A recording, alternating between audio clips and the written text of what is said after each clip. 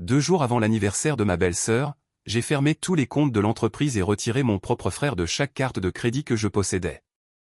Mon frère parlait avec enthousiasme au téléphone de la toute nouvelle Mercedes-Benz Classe S qu'il allait offrir à sa femme pour son jour spécial. Mais ce qu'il ne savait pas, c'est que je me tenais juste derrière sa porte, écoutant chaque mot. Avant de poursuivre cette histoire, faites-moi savoir d'où vous regardez dans les commentaires ci-dessous. Cliquez sur le bouton j'aime et abonnez-vous si vous avez déjà dû rassembler discrètement vos preuves et tenir tête à un membre toxique de votre famille qui a gravement sous-estimé votre intelligence. Je m'appelle Maya et j'ai 32 ans. Je suis la fondatrice et directrice générale d'un cabinet de gestion de marque de luxe très prospère basé au cœur d'Atlanta. J'ai bâti mon entreprise à partir de rien, en commençant avec seulement un ordinateur portable d'occasion dans un studio exigu, alors que ma famille me répétait sans cesse que je faisais une erreur en abandonnant mes études de médecine. Aujourd'hui, mon cabinet occupe tout le dernier étage d'un immeuble moderne et élégant du centre-ville. J'emploie plus de 40 personnes et je gère les relations publiques de certaines des personnes les plus fortunées du pays. C'est un empire que j'ai moi-même créé. Pourtant, pour mes parents, j'ai toujours été la fille difficile qui devait en faire plus pour son frère aîné. Ce frère, c'est Marcus.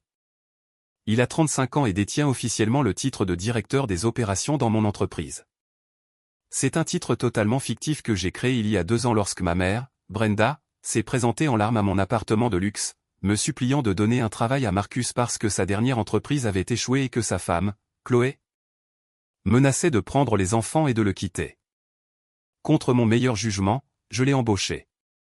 Je lui ai donné un immense bureau d'angle, un salaire généreux de 70 000 $ par an et une carte de crédit d'entreprise pour les dépenses professionnelles légitimes. Je pensais aider ma famille. Je pensais faire la bonne chose en lui donnant un filet de sécurité pour qu'il puisse enfin voler de ses propres ailes et être l'homme que mes parents ont toujours prétendu qu'il était. J'avais complètement tort. C'était un mardi après-midi quand l'illusion s'est finalement brisée. Le bureau bourdonnait de l'énergie habituelle du milieu de journée. Les téléphones sonnaient doucement en arrière-plan et l'odeur d'un expresso frais flottait depuis la salle de pause. Je venais de terminer une réunion de stratégie épuisante de 2 heures avec un client important et je retournais vers ma suite personnelle, une tasse de café frais à la main. Pour accéder à mon bureau, je devais passer devant la suite de Marcus. Sa lourde porte en chêne était légèrement entr'ouverte. Normalement, je serais passé devant sans y réfléchir à 2 fois, car Marcus faisait rarement quoi que ce soit de réelle valeur pour le cabinet de toute façon. Mais en passant, j'ai entendu le son incomparable de sa voix qui portait, ce rire tonitruant et trop confiant qu'il utilise lorsqu'il essaie d'impressionner d'autres hommes. Je me suis arrêté. Je n'avais pas l'intention d'écouter aux portes au début, mais ces mots ont filtré par l'entrebâillement de la porte et m'ont cloué sur place. Oui, madame. Je vous le dis, elle va absolument perdre la tête quand elle va la voir, disait Marcus d'un ton dégoulinant d'une arrogance injustifiée. Je veux la classe S avec toutes les options. Oui, celle que nous avons essayée la semaine dernière. Extérieur noir avec l'intérieur en cuir beige macchiato. Rien que le meilleur pour ma reine. Vous savez ce que c'est. Nous, les hommes, nous devons subvenir aux besoins de nos femmes et leur montrer qu'elles sont appréciées. Je me tenais là, dans le couloir moquetté, ma main manucurée serrant ma tasse de café si fort que mes articulations en sont devenues blanches. Mon cerveau essayait de traiter ce que j'entendais. Une Mercedes-Benz Classe S tout équipée est un véhicule de 115 000 $. Marcus gagnait 70 000 $ par an. Sa femme, Chloé, était une mère au foyer qui passait la majeure partie de ses journées à publier des photos esthétiques parfaitement soignées sur Instagram, se plaignant de la fatigue de sa vie de luxe. Ils avaient une hypothèque sur une immense maison de banlieue. Il n'y avait absolument aucun moyen mathématique pour que Marcus puisse s'offrir un acompte pour cette voiture, et encore moins l'acheter comptant. Puis mon sang s'est glacé. D'accord, mec. Préparez-vous à passer la carte, a dit Marcus, sa voix baissant légèrement, mais restant tout à fait audible dans le couloir silencieux. J'ai entendu le froissement du cuir alors qu'il sortait probablement son portefeuille. C'est une American Express, la carte noire d'entreprise. Oui, elle n'a pas de limite de dépenses prédéfinie, donc l'autorisation pour les 115 000 devrait passer instantanément. Il a ensuite entrepris de lire les 16 chiffres du compte d'entreprise principal de ma société. Il a lu la date d'expiration. Il a lu le code de sécurité à 4 chiffres sur le devant. Il l'a lu avec l'aisance décontractée d'un homme qui commande une pizza, et non d'un homme commettant une fraude financière massive contre l'entreprise de sa propre sœur. Je n'ai pas sursauté. Je n'ai pas défoncé la porte pour me mettre à lui hurler dessus. Grandir en tant que bouc émissaire dans un foyer où le fils aîné est traité comme un roi sans défaut vous apprend une compétence de survie très spécifique, vous apprenez à ravaler votre rage immédiate pour la transformer en un silence calculé. Si je l'affrontais à cet instant précis, il nierait. Il tisserait un tissu de mensonges. Il appellerait immédiatement notre mère et jouerait la victime, pleurant que sa cruelle sœur riche essayait de l'humilier devant un concessionnaire automobile la semaine de l'anniversaire de sa femme. Je savais exactement comment ce scénario se déroulait et je refusais d'y participer à nouveau. Au lieu de cela, j'ai pris une profonde et silencieuse inspiration. J'ai ajusté les revers de mon blazer cintré, j'ai tourné les talons et j'ai remonté silencieusement le reste du couloir jusqu'à mon propre bureau. Mes talons claquaient de manière rythmée sur le parquet ciré. Chaque pas me semblait incroyablement lourd, mais mon esprit bougeait à la vitesse de l'éclair. Je suis entré dans mon bureau spacieux, j'ai refermé la lourde porte vitrée derrière moi et je l'ai verrouillée. J'ai posé ma tasse de café sur le sous-verre en marbre de mon bureau en acajou. Mes mains étaient parfaitement stables. J'opérais dans un état de calme hyper focalisé qui, honnêtement, m'effrayait un peu. Je me suis assise dans mon fauteuil ergonomique en cuir et j'ai réveillé l'écran de mon ordinateur portable. L'écran brillait intensément, illuminant la rage sombre dans mes yeux. J'ai ouvert mon navigateur sécurisé et je suis allé directement sur le portail bancaire d'entreprise d'American Express. J'ai tapé mes identifiants principaux. J'ai saisi mon téléphone pour authentifier la connexion via l'application de sécurité. Le cercle de chargement bleu a tourné sur l'écran pendant ce qui m'a semblé une éternité. Mon cœur battait fort dans mes oreilles. Une partie de moi, la petite partie brisée de la petite fille qui voulait juste que son grand frère soit une bonne personne, priait pour que j'ai mal compris l'appel téléphonique. Je priais pour qu'il soit peut-être juste en train de demander le prix, ou qu'il ait peut-être gagné à la loterie et utilise sa propre carte. Le tableau de bord s'est chargé. L'écran blanc immaculé s'est rempli de lignes de texte noires et de chiffres verts. J'ai cliqué directement sur l'historique des transactions de la carte émise au nom de Marcus. C'était là, tout en haut des transactions en attente, une demande d'autorisation de $115 000 provenant du bucket Mercedes-Benz Luxury Auto Group. Il l'avait vraiment fait. Il avait réellement essayé d'acheter une voiture valant plus que son salaire annuel aux frais de mon entreprise. J'ai laissé échapper une longue et lente expiration. L'audace pure était époustouflante. Mais alors que mes yeux parcouraient la suite de la liste des transactions, le souffle m'a manqué à nouveau. La voiture n'était pas un incident isolé. Mes yeux se sont fixés sur une transaction validée datant d'il y a exactement 6 jours. C'était un débit qui avait été entièrement traité et payé à partir de mon compte d'exploitation d'entreprise, $15 240. Le nom du commerçant indiqué était la boutique Chanel de Phipps Plaza. J'ai fixé l'écran jusqu'à ce que les chiffres se brouillent. $15 000. J'ai instantanément repensé au groupe de discussion familiale d'il y a quelques jours. Chloé avait posté un selfie dans un miroir montrant un tout nouveau sac Chanel matelassé en édition limitée. Elle avait écrit en légende à quel point elle était bénie d'avoir un mari qui la gâtait pour son mois d'anniversaire. Ma mère avait répondu avec des émojis en forme de cœur, félicitant Marcus d'être un si merveilleux protecteur. J'avais envoyé un simple émoji pouce levé parce que j'étais trop occupé à travailler 14 heures par jour pour me soucier de ces sacs à main. J'avais payé ce sac. Mes nuits tardives, mes repas sautés, mon stress incessant concernant les salaires et les crises des clients avaient financé son train de vie de luxe. Marcus avait remis mon argent durement gagné à sa femme prétentieuse pour qu'elle puisse parader devant ses amis du country club, prétendant être de la vieille noblesse tout en méprisant secrètement la belle-sœur qui finançait réellement son existence. Un rire sombre et amer s'est échappé de mes lèvres, résonnant dans le silence de mon bureau verrouillé.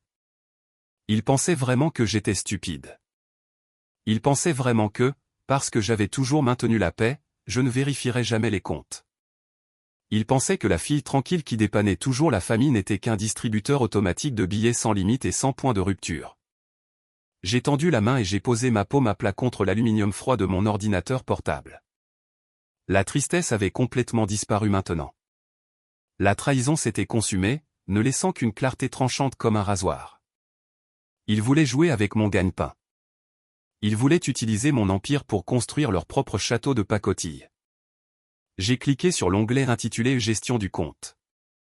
J'ai passé mon curseur sur le bouton qui disait de suspendre l'utilisateur.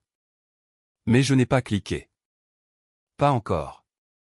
Bloquer la carte maintenant ne ferait qu'arrêter l'achat de la voiture. Cela n'apprendrait pas une leçon à Marcus. Cela n'exposerait pas la pourriture au cœur de son mariage, et cela ne montrerait certainement pas à mes parents le vrai visage du fils prodigue qu'ils adoraient. Si Marcus voulait faire un spectacle pour l'anniversaire de Chloé, j'allais m'assurer que ce soit la performance la plus inoubliable de toute sa vie. J'ai fermé le portail bancaire et ouvert un nouveau document sécurisé. Il était temps d'auditer chaque aspect de la vie de mi-frère et de préparer un cadeau d'anniversaire qu'aucun d'entre eux n'oublierait jamais. J'ai appuyé sur le bouton argenté de mon élégant interphone de bureau. Mon assistante a répondu immédiatement. Je lui ai dit d'appeler Marcus et de lui demander de venir dans mon bureau tout de suite. Je n'ai pas dit s'il vous plaît. J'ai fermé le document d'audit, ne laissant qu'un écran vide sur mon moniteur, et j'ai joint mes mains proprement sur la surface de marbre froid de mon bureau. Moins de 2 minutes plus tard, la porte de mon bureau s'est ouverte. Marcus est entré d'un pas assuré, avec ce genre de confiance injustifiée que seul l'enfant chéri et choyé d'une famille toxique peut posséder. Il portait un costume bleu marine sur mesure que j'avais payé. Ses chaussures en cuir coûteuses claquaient sur mon parquet alors qu'il se dirigeait vers le coin salon. Il n'a pas pris la peine de demander pourquoi je l'avais appelé. Il a simplement laissé tomber sa large carrure dans l'un de mes fauteuils d'invité en cuir blanc, a croisé les jambes pour que sa cheville repose sur son genou, et a regardé nonchalamment sa montre en or. « Quoi de neuf, petite sœur » a-t-il demandé avec un sourire narquois et désinvolte. Je savais pertinemment que l'équipe marketing mangeait des salades dans la salle de pause en ce moment même et que Marcus n'avait aucune influence sur le déploiement trimestriel. Mais je n'ai pas mordu à l'hameçon. Je l'ai simplement regardé. J'ai laissé le silence s'étirer. J'ai observé le léger changement dans sa posture alors que le calme dans la pièce commençait à devenir pesant. Le sourire sur son visage a vacillé d'une fraction de seconde avant qu'il ne le masque par un regard de léger agacement. J'ai ouvert mon tiroir du haut, j'ai sorti une simple feuille de papier et je l'ai fait glisser sur la surface lisse de mon bureau. C'était une copie imprimée du relevé de carte de crédit mettant en évidence la transaction de 15 240 $. Explique-moi ça, Marcus, ai-je dit. Ma voix était dangereusement calme. Elle ne tremblait pas.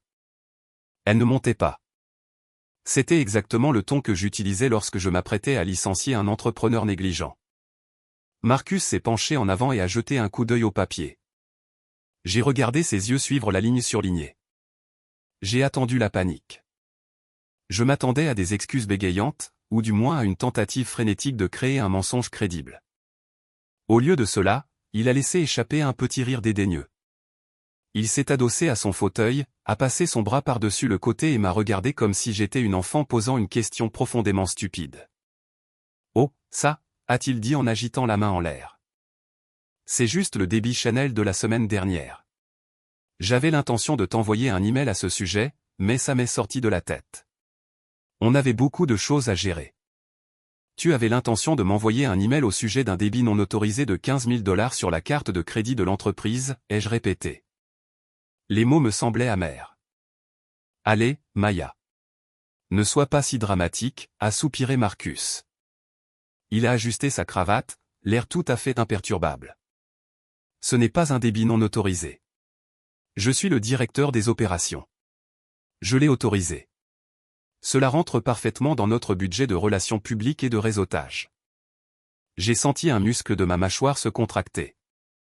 Relations publiques, ai-je répété. Tu as acheté à ta femme un sac à main de créateur en édition limitée pour son anniversaire. S'il te plaît, explique-moi exactement comment un morceau de cuir matelassé sert les relations publiques d'un cabinet de gestion d'entreprise. Marcus a levé les yeux au ciel et s'est redressé, adoptant soudainement le ton condescendant qu'il utilisait toujours lorsqu'il sentait que son autorité était remise en question. Il s'est penché plus près de mon bureau, pointant un doigt vers moi comme s'il donnait un brillant cours de commerce. Quand ma femme entre dans une pièce pleine de femmes de la haute société, elle doit avoir l'air d'en faire partie. Elle ne peut pas entrer avec un sac bon marché de prêt-à-porter. Ce sac Chanel est un investissement. C'est un signe de statut. Cela donne envie à ces femmes de lui parler. Et quand elle lui parle, elle leur remet notre carte de visite. J'ai pratiquement obtenu 3 nouveaux comptes rien qu'en m'assurant que ma femme soit à la hauteur. Tu devrais me remercier. Le délire pur dans sa voix était stupéfiant. Il croyait réellement à ses propres fadaises. Il avait passé toute sa vie à s'entendre dire par nos parents que sa simple présence était un cadeau pour le monde, et cela avait tellement déformé sa réalité qu'il pensait pouvoir détourner de l'argent de mon entreprise et appeler cela une faveur. Je l'ai laissé terminer son discours ridicule. Je ne l'ai pas interrompu. Je l'ai juste fixé, mon expression totalement neutre. Lorsqu'il a enfin cessé de parler, l'air assez fier de sa propre logique tordue, je me suis levé. J'ai contourné mon bureau et je me suis appuyé contre le devant de celui-ci, les bras croisés sur la poitrine. Je l'ai regardé de haut. « Laisse-moi être parfaitement clair avec toi, Marcus, ai-je dit, ma voix descendant dans un registre bas et glacial. Chloé n'est pas une employée de ce cabinet. Elle n'est pas une ambassadrice pour cette marque. Les femmes du Oak Ridge Country Club ne cherchent pas à embaucher une agence de gestion de luxe auprès d'une mère au foyer qui passe ses mardis après-midi à faire des cours de pilates. Et même si c'était le cas, je ne te paie pas pour utiliser mes comptes d'entreprise afin de financer tes tentatives désespérées d'acheter l'affection de ta femme. » Le visage de Marcus s'est assombri. Son air suffisant a disparu, remplacé par une moue défensive et laide. « Maintenant, écoute-moi bien, a-t-il commencé, la voix montant d'un ton. « Non, c'est toi qui m'écoutes, ai-je lâché, lui coupant la parole avec la précision d'un fouet. Tu vas te connecter à ton compte bancaire personnel tout de suite. Tu vas transférer 15 240 $ sur le fonds d'exploitation de l'entreprise, et tu as exactement 24 heures pour le faire. Si l'argent n'est pas sur mon compte d'ici demain après-midi, je déclare le débit comme fonds volés, et je laisserai le service des fraudes s'occuper de toi. » Pendant une seconde, il y eut un silence de mort dans la pièce. L'air semblait assez épais pour être coupé au couteau. Marcus me fixait, les yeux écarquillés par un mélange de choc et de fureur. On ne lui avait jamais parlé ainsi de toute sa vie. Notre mère l'avait toujours protégé des conséquences. Notre père l'avait toujours sorti de ses dettes. Il s'était attendu à ce que je cède comme il le faisait toujours. Soudain, Marcus a frappé fort ses larges mains sur les accoudoirs du fauteuil en cuir blanc et s'est levé brusquement. Il me surplombait, le visage rouge de colère. « Est-ce que tu as perdu la tête ?» a-t-il crié, sa voix tonitruante faisant vibrer la vitre de mon bureau. « Tu vas menacer ta propre chair et ton propre sang pour une goutte d'eau dans l'océan ? Tu gagnes des millions de dollars par an, Maya. Des millions. Et tu vas rester assise là à essayer de ruiner ma vie pour un satané sac à main. » Je n'ai pas reculé. J'ai regardé droit dans ses yeux furieux. « Ce n'est pas une question de sac à main, Marcus. C'est le fait que tu sois un voleur. Tu as volé mon entreprise. » « Je n'ai rien volé du tout, » a-t-il hurlé, s'approchant de moi, essayant d'utiliser sa taille physique pour m'intimider comme il le faisait toujours quand nous étions enfants. Mais je n'étais plus une enfant. Il a ricané, sa lèvre supérieure se retroussant de dégoût. Il perdait l'argument professionnel, alors il a fait ce qu'un narcissique fait toujours lorsqu'il est acculé, il est passé à l'attaque personnelle. « C'est de ça qu'il s'agit vraiment ?» a-t-il craché, pointant un doigt épais à 1 centimètre de mon visage. « Tu n'es pas en colère pour une dépense professionnelle. Tu es jalouse. Tu as toujours été jalouse de moi et de Chloé. Tu as 32 ans, assise dans cette boîte de verre géante et vide, toute seule. Tu n'as pas de mari. Tu n'as pas d'enfant.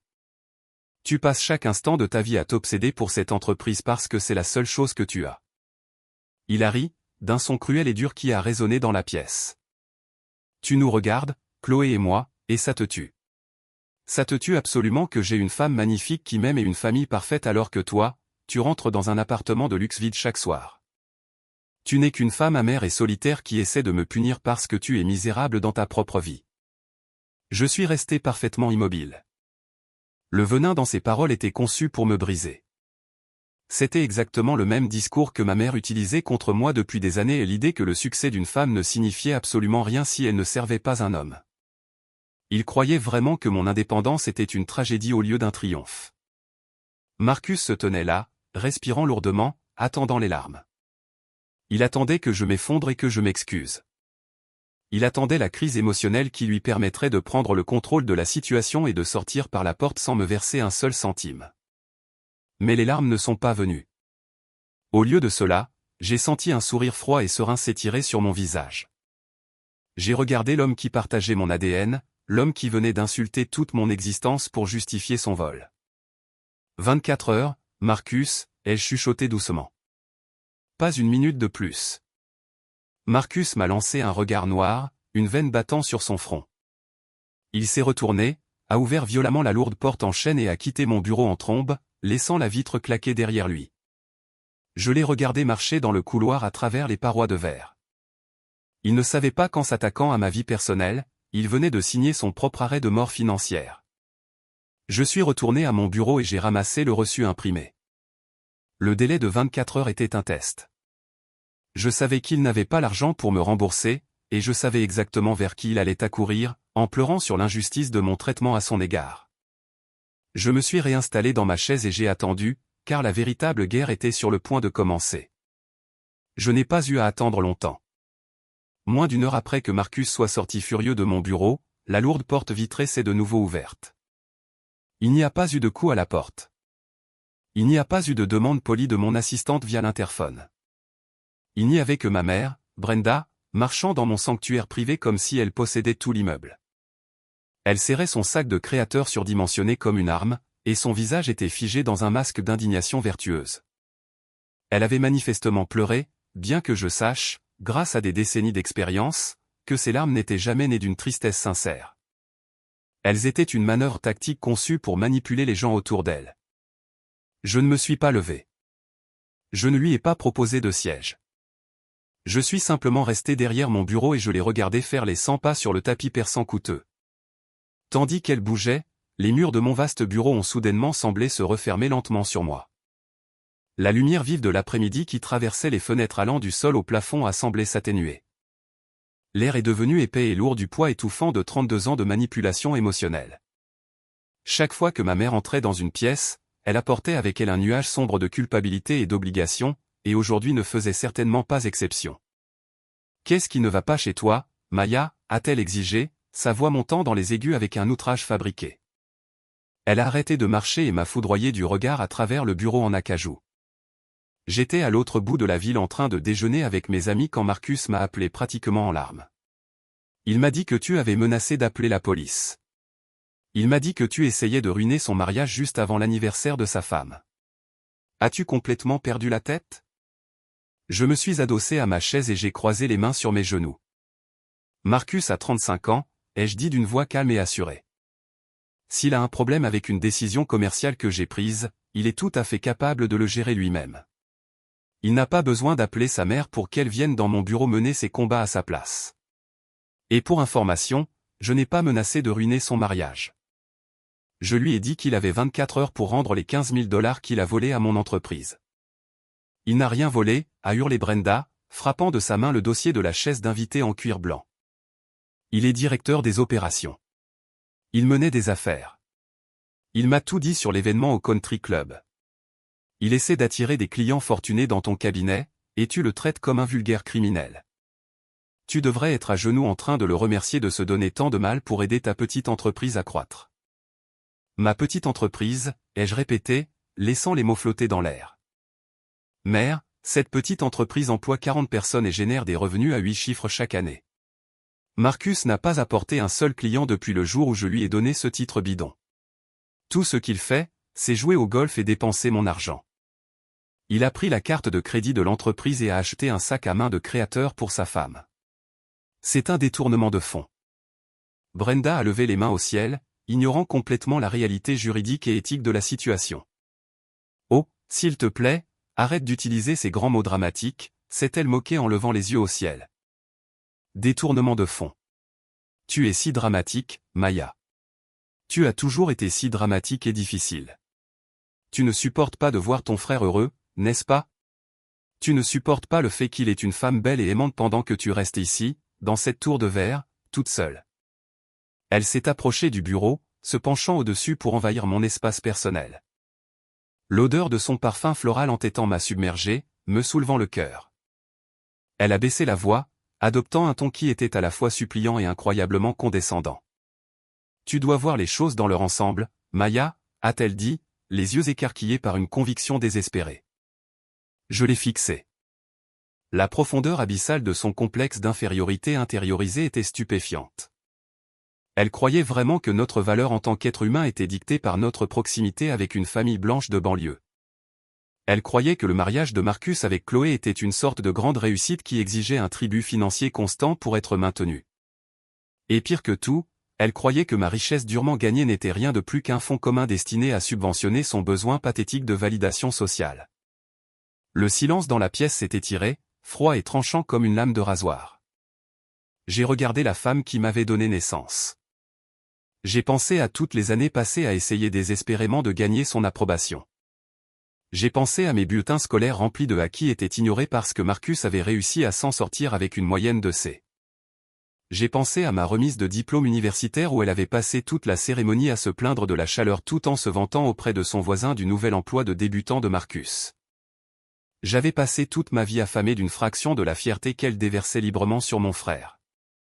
Mais en la regardant en ce moment même, je ne me sentais plus affamé. Je me sentais juste complètement, totalement lassé. Je me suis levé lentement.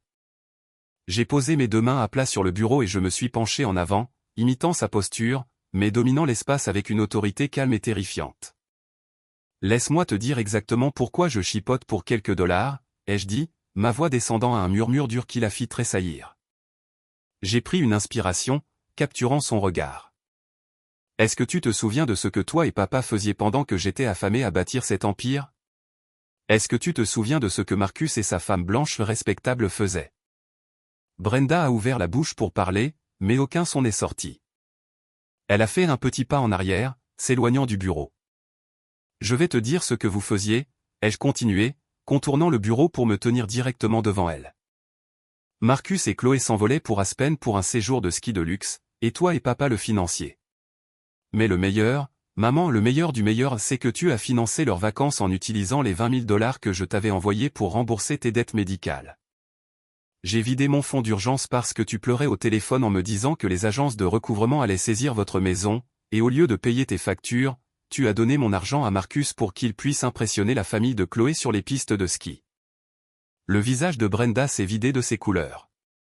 Elle a détourné le regard, incapable de soutenir le mien. C'était différent, a-t-elle bégayé, la voix tremblante. Je ne suis pas la plus forte, les jeux corrigés, mon ton glacial. Je suis celle qui a été négligée. Je suis celle que vous avez laissée se débrouiller seule pendant que vous déversiez toutes vos ressources sur un fils qui n'a jamais rien accompli par lui-même. Vous avez exigé que je l'embauche. Vous avez exigé que je lui donne un salaire à 6 chiffres pour ne absolument rien faire. Je l'ai fait parce que j'avais pitié de vous, mais la charité s'arrête aujourd'hui. Brenda a secoué la tête, reculant vers la porte. Tu ne peux pas faire ça, Maya. Tu vas déchirer cette famille pour un sac à main. Ton père va être furieux quand je lui dirai comment tu traites ton frère. Tu peux dire à papa ce que tu veux, ai-je dit en croisant les bras sur ma poitrine. Mais mon ultimatum tient toujours. Marcus a jusqu'à demain après-midi pour remettre ses 15 000 $ sur mon compte d'exploitation. S'il ne le fait pas, je lui interdis l'accès au bâtiment, j'annule tous ses accès d'entreprise et je signale le vol. Et non, maman, je me fiche que Chloé doive porter un sac en toile au country club. Je ne suis pas le distributeur automatique de cette famille. Brenda a saisi la poignée argentée de la porte vitrée. Elle m'a regardé avec un mélange de peur et de profond ressentiment.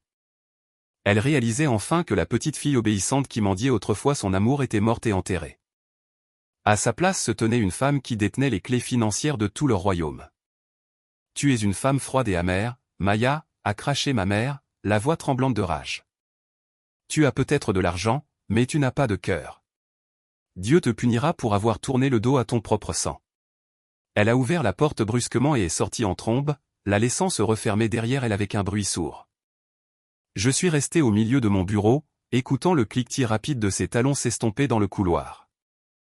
Je savais qu'elle se dirigeait directement vers sa voiture pour appeler mon père, et je savais exactement ce qui allait se passer ensuite.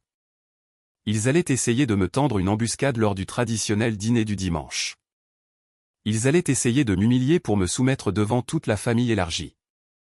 Je suis retourné à mon bureau, j'ai pris ma tasse de café et j'ai bu une gorgée lente et délibérée. Le café était glacé, mais je m'en fichais. J'ai sorti mon téléphone et j'ai envoyé un message rapide au comptable judiciaire privé que j'avais engagé plus tôt ce matin-là. Je lui ai dit d'accélérer l'audit de tout l'historique financier de Marcus, y compris ses déclarations d'impôts personnels et ses documents hypothécaires. Si ma famille voulait déclarer la guerre pour un sac à main de créateur, elle n'avait absolument aucune idée du genre d'armes que j'allais apporter sur le champ de bataille. Le dîner du dimanche chez mes parents était une véritable institution. C'était une performance hebdomadaire où chacun se voyait attribuer un rôle spécifique et où tout écart par rapport au scénario était strictement interdit. L'allée de leur vaste maison de banlieue était toujours pleine de voitures dès 15 heures. Quand j'ai franchi la lourde porte d'entrée en acajou, l'odeur familière du chou cavalier, du macaroni au fromage au four et du poulet frit m'a immédiatement frappé. En temps normal, ce serait une odeur profondément réconfortante qui me rappellerait mon enfance. Aujourd'hui, cependant, cela sentait simplement le piège. Je savais que ma mère avait déjà appelé mon père, et je savais qu'il prévoyait d'utiliser ce rassemblement de notre famille élargie pour me forcer à me soumettre. Je suis entré dans le salon bondé et j'ai salué mes tantes, oncles et cousins. Le niveau sonore était élevé, rempli de rires et de conversations croisées. J'ai pris place sur le bord du canapé, sirotant un verre de thé glacé, et j'ai attendu. Je n'ai pas eu à attendre longtemps. Une demi-heure plus tard, la porte d'entrée s'est de nouveau ouverte, et le couple doré a fait son entrée triomphale. Marcus est entré le torse bombé, portant un pull décontracté mais coûteux et une paire de mocassins de créateur. Juste à côté de lui se tenait Chloé. Elle portait une robe d'été blanche immaculée qui semblait bien trop formelle pour un dîner de famille dominical, mais c'était l'accessoire sur son épaule qui commandait toute la pièce. Suspendu à une chaîne en or étincelante reposant parfaitement sur sa hanche se trouvait le sac Chanel à rabat de 15 000 $, le sac exact que mon compte d'exploitation d'entreprise avait payé seulement 6 jours auparavant. Ma mère, Brenda, s'est immédiatement précipitée vers eux. « Oh mon Dieu, Chloé, regarde ce sac magnifique » a roucoulé ma mère, sa voix artificiellement forte pour que tout le monde dans le salon se tourne et regarde. « Marcus, tu la gâtes trop. » Chloé a laissé échapper un rire léger et délicat et a écarté une mèche de cheveux blonds derrière son oreille. « Je sais, Brenda, » a-t-elle dit, souriant à mon frère avec une adoration exercée. Je lui ai dit que c'était trop, mais tu sais comment est Marcus. Il insiste pour me traiter comme une reine. J'ai observé tout l'échange de ma place sur le canapé. Je n'ai pas scié. Je n'ai pas froncé les sourcils. J'ai juste pris une lente gorgée de mon thé glacé et j'ai observé l'audace pure du théâtre qui se jouait devant moi. Marcus a croisé mon regard depuis l'autre bout de la pièce. Pendant une fraction de seconde, un éclair d'hésitation nerveuse a traversé son visage, mais il l'a rapidement masqué par un sourire provocateur. Il pensait vraiment avoir gagné. Il pensait que parce que nous étions entourés par la famille, je n'oserais jamais mentionner l'ultimatum que je lui avais donné dans mon bureau. Il pensait que la pression sociale du dîner du dimanche effacerait magiquement sa dette. Quand il fut temps de manger, nous sommes tous passés dans la salle à manger formelle. La longue table en acajou était couverte de plats fumants. Selon une tradition familiale tacite, mon père, Derek, siégeait en bout de table. Marcus, en tant que fils unique, était assis directement à sa droite. Chloé était assise à côté de Marcus, me laissant prendre place plus bas à table entre ma vieille tante et un cousin adolescent. C'était une représentation physique de la hiérarchie familiale, les hommes et la belle-fille blanche au sommet, et la fille noire qui a réussi reléguée sur la touche. Pendant les 20 premières minutes, la conversation portait sur les ragots familiaux habituels. Mais à mesure que les assiettes commençaient à se vider, l'atmosphère dans la pièce a subtilement changé. Ma mère m'a lancé un regard pointu vers le bas de la table puis a souri chaleureusement à Chloé. « Alors, Chloé, » a dit ma mère, la voix mielleuse. « Es-tu prête pour ta grande semaine d'anniversaire ?»« Oh, je suis tellement excitée » a rayonné Chloé, ramassant son verre de vin. Marcus s'est montré tellement mystérieux ces derniers temps. Je sais qu'il a prévu quelque chose d'incroyable. Elle a bu une gorgée de son vin puis a tourné ses yeux bleus pâles directement vers moi. Son sourire restait fixé sur son visage, mais l'énergie derrière lui est devenue tranchante et calculatrice. « Je t'admire tellement, Maya, » a dit Chloé, se penchant légèrement pour que sa voix porte jusqu'au bout de la table. « Vraiment.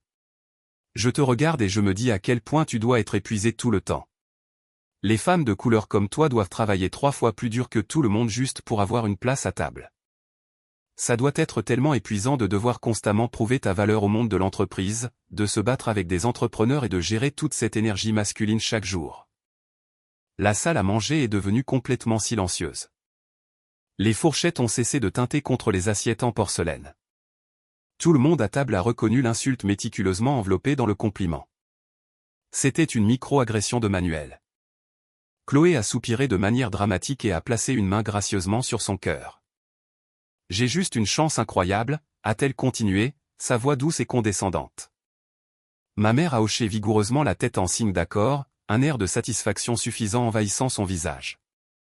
Elle était ravie que Chloé fasse le sale boulot pour elle.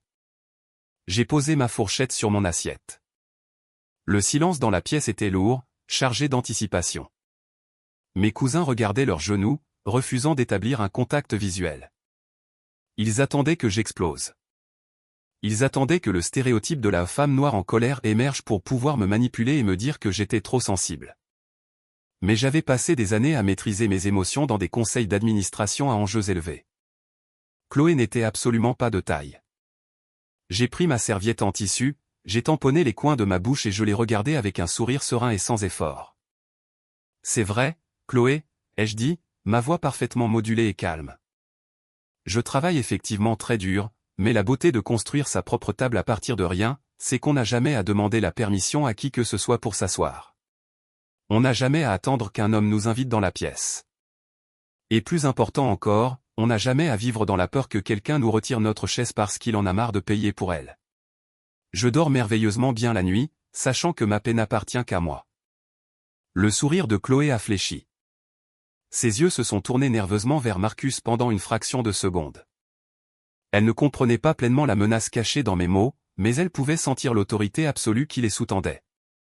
Avant que Chloé ne puisse formuler une réponse, mon père s'est raclé la gorge bruyamment. Derek était un homme qui exigeait d'être le centre de l'attention, et il n'avait absolument aucune tolérance pour voir son fils paraître faible. Il a pris son verre en cristal et l'a frappé avec son couteau, faisant résonner une note aiguë dans la salle à manger. Très bien, ça suffit les bavardages féminins, a tonné mon père, se levant en bout de table. Il a levé son verre, regardant fièrement mon frère. Je veux porter un toast. Tout le monde à table a levé son verre avec obéissance. J'ai gardé les mains croisées sur mes genoux. Dans cette famille, nous respectons la tradition, a déclaré mon père, sa voix grave résonnant sur les murs de la salle à manger. Nous respectons l'ordre. Un homme est censé diriger son foyer et prendre soin de sa femme. C'est ainsi que le monde fonctionne, et c'est ce que Dieu a voulu. Je regarde mon fils assis ici aujourd'hui et mon cœur se gonfle d'une fierté absolue. Marcus, tu es devenu un patriarche modèle. Tu es le roc de cette famille. Mon père a fait une pause pour laisser l'éloge s'imprégner, lançant un bref regard furieux dans ma direction. Il voulait s'assurer que je comprenais exactement où je me situais. Mes millions de dollars ne signifiaient rien pour lui parce que je n'étais pas un homme. Tu t'occupes magnifiquement de Chloé, a continué mon père, tournant de nouveau son attention vers son fils. Et il se trouve que je connais un petit secret. Je sais que mon fils a prévu quelque chose pour l'anniversaire de sa femme cette semaine qui va choquer tout le monde dans cette pièce. Il va prouver une fois de plus ce qu'un vrai homme fait pour la femme qu'il aime. Il offre le meilleur du meilleur. À Marcus et Chloé. À Marcus et Chloé, a répété la famille à l'unisson, levant les verres encore plus haut. Marcus a rayonné, se délectant de cette adoration non méritée. Il m'a regardé depuis le bout de la table, un éclat triomphant et arrogant émanant de son visage. Il a levé son verre de vin rouge directement vers moi dans un toast moqueur et silencieux. Il me défiait de gâcher le moment. Il me défiait de prendre la parole et de briser l'illusion familiale sacrée. J'ai regardé mon frère, le patriarche modèle, qui était actuellement en train de se noyer dans une dette secrète. J'ai regardé ma belle-sœur, la reine choyée, qui portait un sac à main volé. Et j'ai regardé mes parents, les complices, qui étaient prêts à sacrifier tous mes moyens de subsistance juste pour maintenir la fiction de leur fils parfait. Je n'ai pas levé de verre. Je n'ai pas dit un mot. J'ai simplement rendu son regard à Marcus et je lui ai adressé un sourire lent et glaçant. Mon téléphone a vibré silencieusement dans la poche de mon blazer. Je savais, sans même regarder, qu'il s'agissait d'un courriel de mon comptable judiciaire privé. L'audit était terminé. Laissez-les boire leur vin et faire leur grand discours. Ils n'avaient absolument aucune idée que le sol sous leurs pieds était sur le point de s'effondrer complètement. Le toast a pris fin, et le tintement des verres en cristal s'est transformé en un bourdonnement sourd de bavardages familiaux. Mon père a repris sa place en bout de table, l'air immensément satisfait de son propre discours. Mon frère Marcus a pris une grosse bouchée de sa côte de bœuf, ressemblant à un roi tenant sa cour. La notification de courriel qui venait de vibrer dans ma poche n'était que la vérification préliminaire de nos comptes d'entreprise. Mais en regardant Marcus assis là, baignant dans l'adoration aveugle de mes parents, j'ai réalisé que je devais savoir exactement jusqu'où s'étendait son arrogance. J'ai décidé de tendre un piège très simple juste là, au-dessus des pommes de terre écrasées et de la sauce. Je me suis légèrement penché en avant, posant mes avant-bras sur le bord de la table en acajou. « Chloé », ai-je dit, d'une voix parfaitement décontractée et agréable, couvrant le bruit ambiant de la pièce. « Je voulais te demander, est-ce que la carte platine a bien fonctionné pour tes achats d'anniversaire cette semaine ?» C'était une question entièrement inventée. Il n'y avait pas de carte corporative platine. Je n'émettais des cartes corporatives noires que pour mon équipe exécutive et des cartes hors standard pour le département des voyages. Mais Chloé, impatiente de faire étalage de sa richesse fabriquée devant la famille élargie, n'a pas hésité une seule seconde. Elle s'est tamponnée la bouche avec une serviette en tissu et m'a adressé un sourire éblouissant, artificiellement éclatant. « Oh, parfaitement, Maya », a-t-elle répondu d'une voix qui portait jusqu'au bout de la table, s'assurant que tout le monde puisse l'entendre. Marcus est tellement sur les choses. En fait, il l'a utilisé ce matin même pour renouveler notre adhésion VIP au Oak Ridge Golf Club. Il nous a même fait passer au niveau élite pour que nous puissions organiser des dîners privés sur la terrasse cet été. Ça va être absolument parfait pour recevoir ses clients à haute valeur nette. Elle a pris une gorgée délicate de son vin rouge, totalement inconsciente de la bombe financière massive qu'elle venait de faire exploser. J'ai gardé le sourire agréable plaqué sur mon visage, mais intérieurement mon sang s'est complètement glacé. Je me suis figé. Les sons ambiants de mes tantes qui riaient et de mon père qui parlait de sport se sont soudain estompés en un bourdonnement statique sourd. Mon esprit, un instrument finement réglé de stratégie corporative, a commencé à calculer les chiffres à une vitesse fulgurante. Une adhésion VIP de niveau élite au Oak Ridge Golf Club nécessitait des frais d'initiation de $50 000 et des cotisations annuelles d'au moins $20 000. C'était un enclave exclusif pour les familles de l'All Money d'Atlanta. Je le savais de source sûre parce que j'avais décliné une invitation à rejoindre ce même club 2 ans plus tôt, jugeant que le retour sur investissement ne valait pas les frais exorbitants. Le relevé de la carte corporative que j'avais examiné plus tôt dans mon bureau ne montrait absolument aucune transaction liée à un club de golf. Aucune. Marcus gagnait un salaire brut de $70 000 par an. Après les impôts fédéraux, les impôts d'État et l'assurance maladie, son salaire net réel était d'environ $4 500 par mois.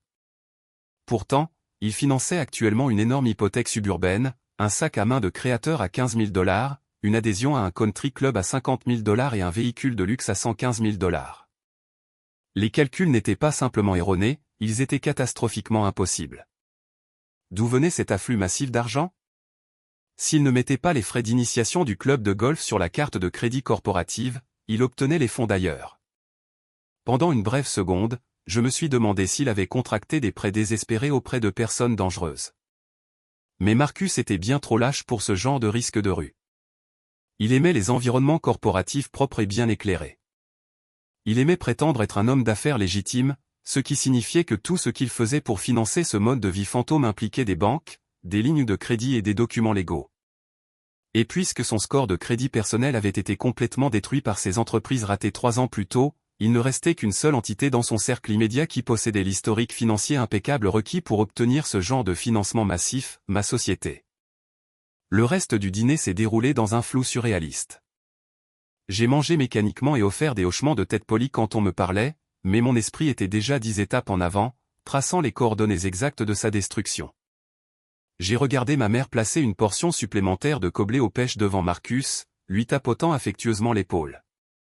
J'ai regardé mon père lui demander conseil sur un portefeuille d'actions, comme si Marcus savait réellement la différence entre un fonds commun de placement et une obligation du trésor. Ils étaient complètement aveuglés par leur besoin désespéré de voir l'héritier mal réussir. Il permettait à un monstre financier d'exister, et il n'en avait absolument aucune idée. Dès que le dessert a été terminé, je me suis levé et j'ai lissé mon blazer sur mesure.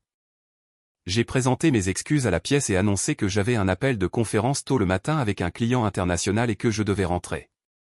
Chloé a offert une moue faussement compatissante, me disant de ne pas trop travailler et me rappelant qu'une femme a besoin de son sommeil de beauté. Marcus n'a même pas levé les yeux de son téléphone, se contentant d'un geste dédaigneux de la main. Le trajet de retour vers mon Pentouse dans le centre d'Atlanta s'est fait en silence. Je n'ai pas allumé la radio. La ligne d'horizon scintillante de la ville défilait derrière mes vitres teintées dans un flou de néons et de lampadaires. La douleur initiale de la trahison s'était entièrement évaporée, ne laissant derrière elle qu'une concentration froide, tranchante et prédatrice. Au moment où j'ai garé ma voiture dans ma place de parking réservée, j'avais déjà formulé un plan d'attaque complet. Je suis entré dans mon Pentouse, posant mes clés sur la console en marbre de l'entrée. Les immenses fenêtres du sol au plafond offraient une vue panoramique sur la ville que j'avais conquise par mon propre sang, ma sueur et mes larmes. Je me suis servi un généreux verre de Cabernet Sauvignon et me suis dirigé vers mon sofa en velours au centre de l'immense salon. L'isolement silencieux de mon appartement, que ma famille moquait constamment comme un signe tragique de ma solitude, était en réalité ma plus grande source de pouvoir. Dans le silence absolu, je pouvais penser clairement. Je pouvais voir toutes les pièces mobiles sur l'échiquier. Je me suis assise, posant le verre de vin sur la table basse en verre, et j'ai ouvert mon ordinateur portable. Les lumières de la ville illuminaient la pièce autour de moi, projetant de longues ombres mouvantes sur les murs tandis que je commençais à reconstituer la chronologie. Je ne me suis pas donné la peine de regarder l'email préliminaire que j'avais reçu plus tôt. Il n'était plus suffisant. Découvrir que Marcus volait dans le compte d'exploitation n'était que gratter la surface. Je devais arracher tous les planchers et exposer les fondations pourries en dessous. J'ai ouvert mon client email chiffré et rédigé un message de haute priorité à David, mon auditeur financier indépendant principal. David était un ancien enquêteur fédéral spécialisé dans la fraude corporative et le traçage d'actifs. Il était incroyablement cher, totalement discret et absolument impitoyable quand il s'agissait de traquer l'argent caché. J'ai tapé rapidement, mes doigts volant sur le clavier avec une précision absolue. David, j'ai besoin d'un audit forensique complet et exhaustif de mon directeur des opérations, Marcus. Ne vous limitez pas aux comptes de dépenses corporatives. J'ai besoin d'une plongée profonde dans ses rapports de crédit personnel, ses relevés bancaires et tous les prêts en cours. Plus précisément, je veux que vous vérifiez le numéro d'identification de l'employeur de ma société par rapport à toute demande récente de crédit à haut rendement ou garantie financière personnelle. J'ai fait une pause, prenant une lente gorgée de vin rouge. Le liquide sombre a brûlé agréablement en descendant, m'ancrant dans la réalité de ce que j'allais faire. J'ai reposé le verre et continué à taper. Je veux aussi que vous récupériez les registres publics de propriété et les dépôts de sociétés à responsabilité limitée pour la propriété résidentielle qu'il occupe actuellement. Suivez chaque virement qui est sorti de nos comptes au cours des 24 derniers mois. Ne laissez absolument aucune pierre non retournée. Je veux savoir exactement comment il finance un mode de vie qui coûte le triple de son salaire annuel légitime. Traitez cela comme une enquête active de fraude interne. J'ai besoin du rapport complet demain matin avant les heures d'ouverture des affaires. J'ai appuyé sur envoyer. L'email a filé dans l'éther numérique, portant le poids d'une frappe nucléaire tactique. J'ai fermé l'ordinateur portable et me suis adossé au coussin en velours moelleux, regardant la ville scintillante en bas. Mon frère avait franchi une ligne qui ne pouvait jamais être franchie en sens inverse. Voler quelques milliers pour un sac à main était un crime d'opportunité. Mais fabriquer une vie entière fausse en utilisant mon identité corporative durement gagnée était une attaque systémique et coordonnée contre mes moyens de subsistance. Il avait utilisé l'amour inconditionnel de mes parents comme bouclier social et ma propre entreprise comme sa tirelire personnelle. Il avait permis à sa femme de s'asseoir à ma table de dîner et d'insulter mon indépendance tout en vivant secrètement entièrement des fruits de mon travail. Il pensait que j'étais juste la machine ATM silencieuse qui finirait par céder la moitié de ma société simplement parce que nous portions le même nom de famille. Il pensait que la loyauté familiale signifiait que j'absorberais leurs dettes et applaudirais leur délire pour toujours. Il pensait que la brebis galeuse de la famille resterait toujours dans son coin et encaisserait les abus. J'ai souri dans la pièce vide. Demain matin, David allait livrer les dernières pièces du puzzle. Et dans 2 jours, lors de la grande célébration d'anniversaire de Chloé, j'allais réduire en cendres l'empire factice de Marcus et forcer ma famille à regarder les cendres tomber. Le soleil s'est levé sur la ligne d'horizon d'Atlanta, projetant une lumière pâle et douce à travers les fenêtres du sol au plafond de mon Pentouse. Je n'avais pas dormi une seule minute. J'étais assise exactement au même endroit sur mon sofa en velours, une tasse de café froide reposant sur la table en verre devant moi. L'écran de mon ordinateur portable était la seule source de lumière vive dans la pièce, se reflétant dans mes yeux. À exactement 6h45 du matin, une douce sonnerie a retenti dans l'appartement silencieux. Un email chiffré de David, mon auditeur financier indépendant, venait d'arriver dans ma boîte de réception. La ligne d'objet disait simplement « Résultats urgents de l'audit financier pour Marcus ». Mon téléphone a vibré contre la table en verre immédiatement après l'arrivée de l'email. C'était David. J'ai répondu à la première sonnerie, ma voix parfaitement stable malgré le nœud lourd qui se formait dans mon estomac. « Maya, vous devez ouvrir le document et regarder la page 12 tout de suite », a dit David. Il ne s'est pas embêté avec une salutation polie. Son ton était mortellement sérieux, dépouillé de son calme professionnel habituel. Il a compromis votre entité corporative principale. Vous devez contacter votre équipe juridique avant l'ouverture des banques aujourd'hui. J'ai mis le téléphone sur haut-parleur, l'ai posé sur la table et cliqué sur le lien sécurisé dans l'email. J'ai tapé mon mot de passe à double authentification et regardé un document PDF de 70 pages se charger sur mon écran. J'ai sauté le résumé exécutif et fait défiler directement jusqu'à la 12e page. Tandis que mes yeux parcouraient les blocs denses de données financières et les documents légaux scannés, la douce lumière matinale dans la pièce semblait se transformer entièrement en froid glacial. L'air dans mes poumons a disparu. Mon regard s'est rétréci, se concentrant en une focalisation froide et absolue. Marcus n'avait pas simplement utilisé une carte de crédit corporative pour acheter des sacs chers et des adhésions à des clubs de golf. La réalité de sa trahison était bien plus sombre et infiniment plus sophistiquée qu'un simple cas de dépense non autorisée. Il avait armé son titre.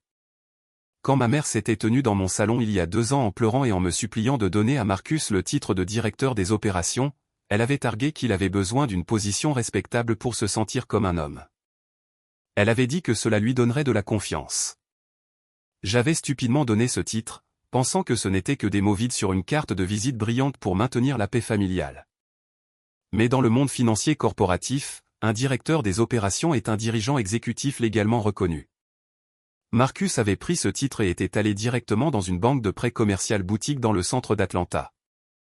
Il s'était présenté comme un dirigeant autorisé de ma firme de gestion de marques de luxe, puis il avait commis une fraude fédérale massive. Les documents brillants sur mon écran étaient des copies de demandes de prêt et d'accords de crédit approuvés. Marcus avait utilisé le numéro d'identification de l'employeur exact de ma société pour demander une énorme ligne de crédit revolving d'affaires. Mais il ne s'est pas arrêté là.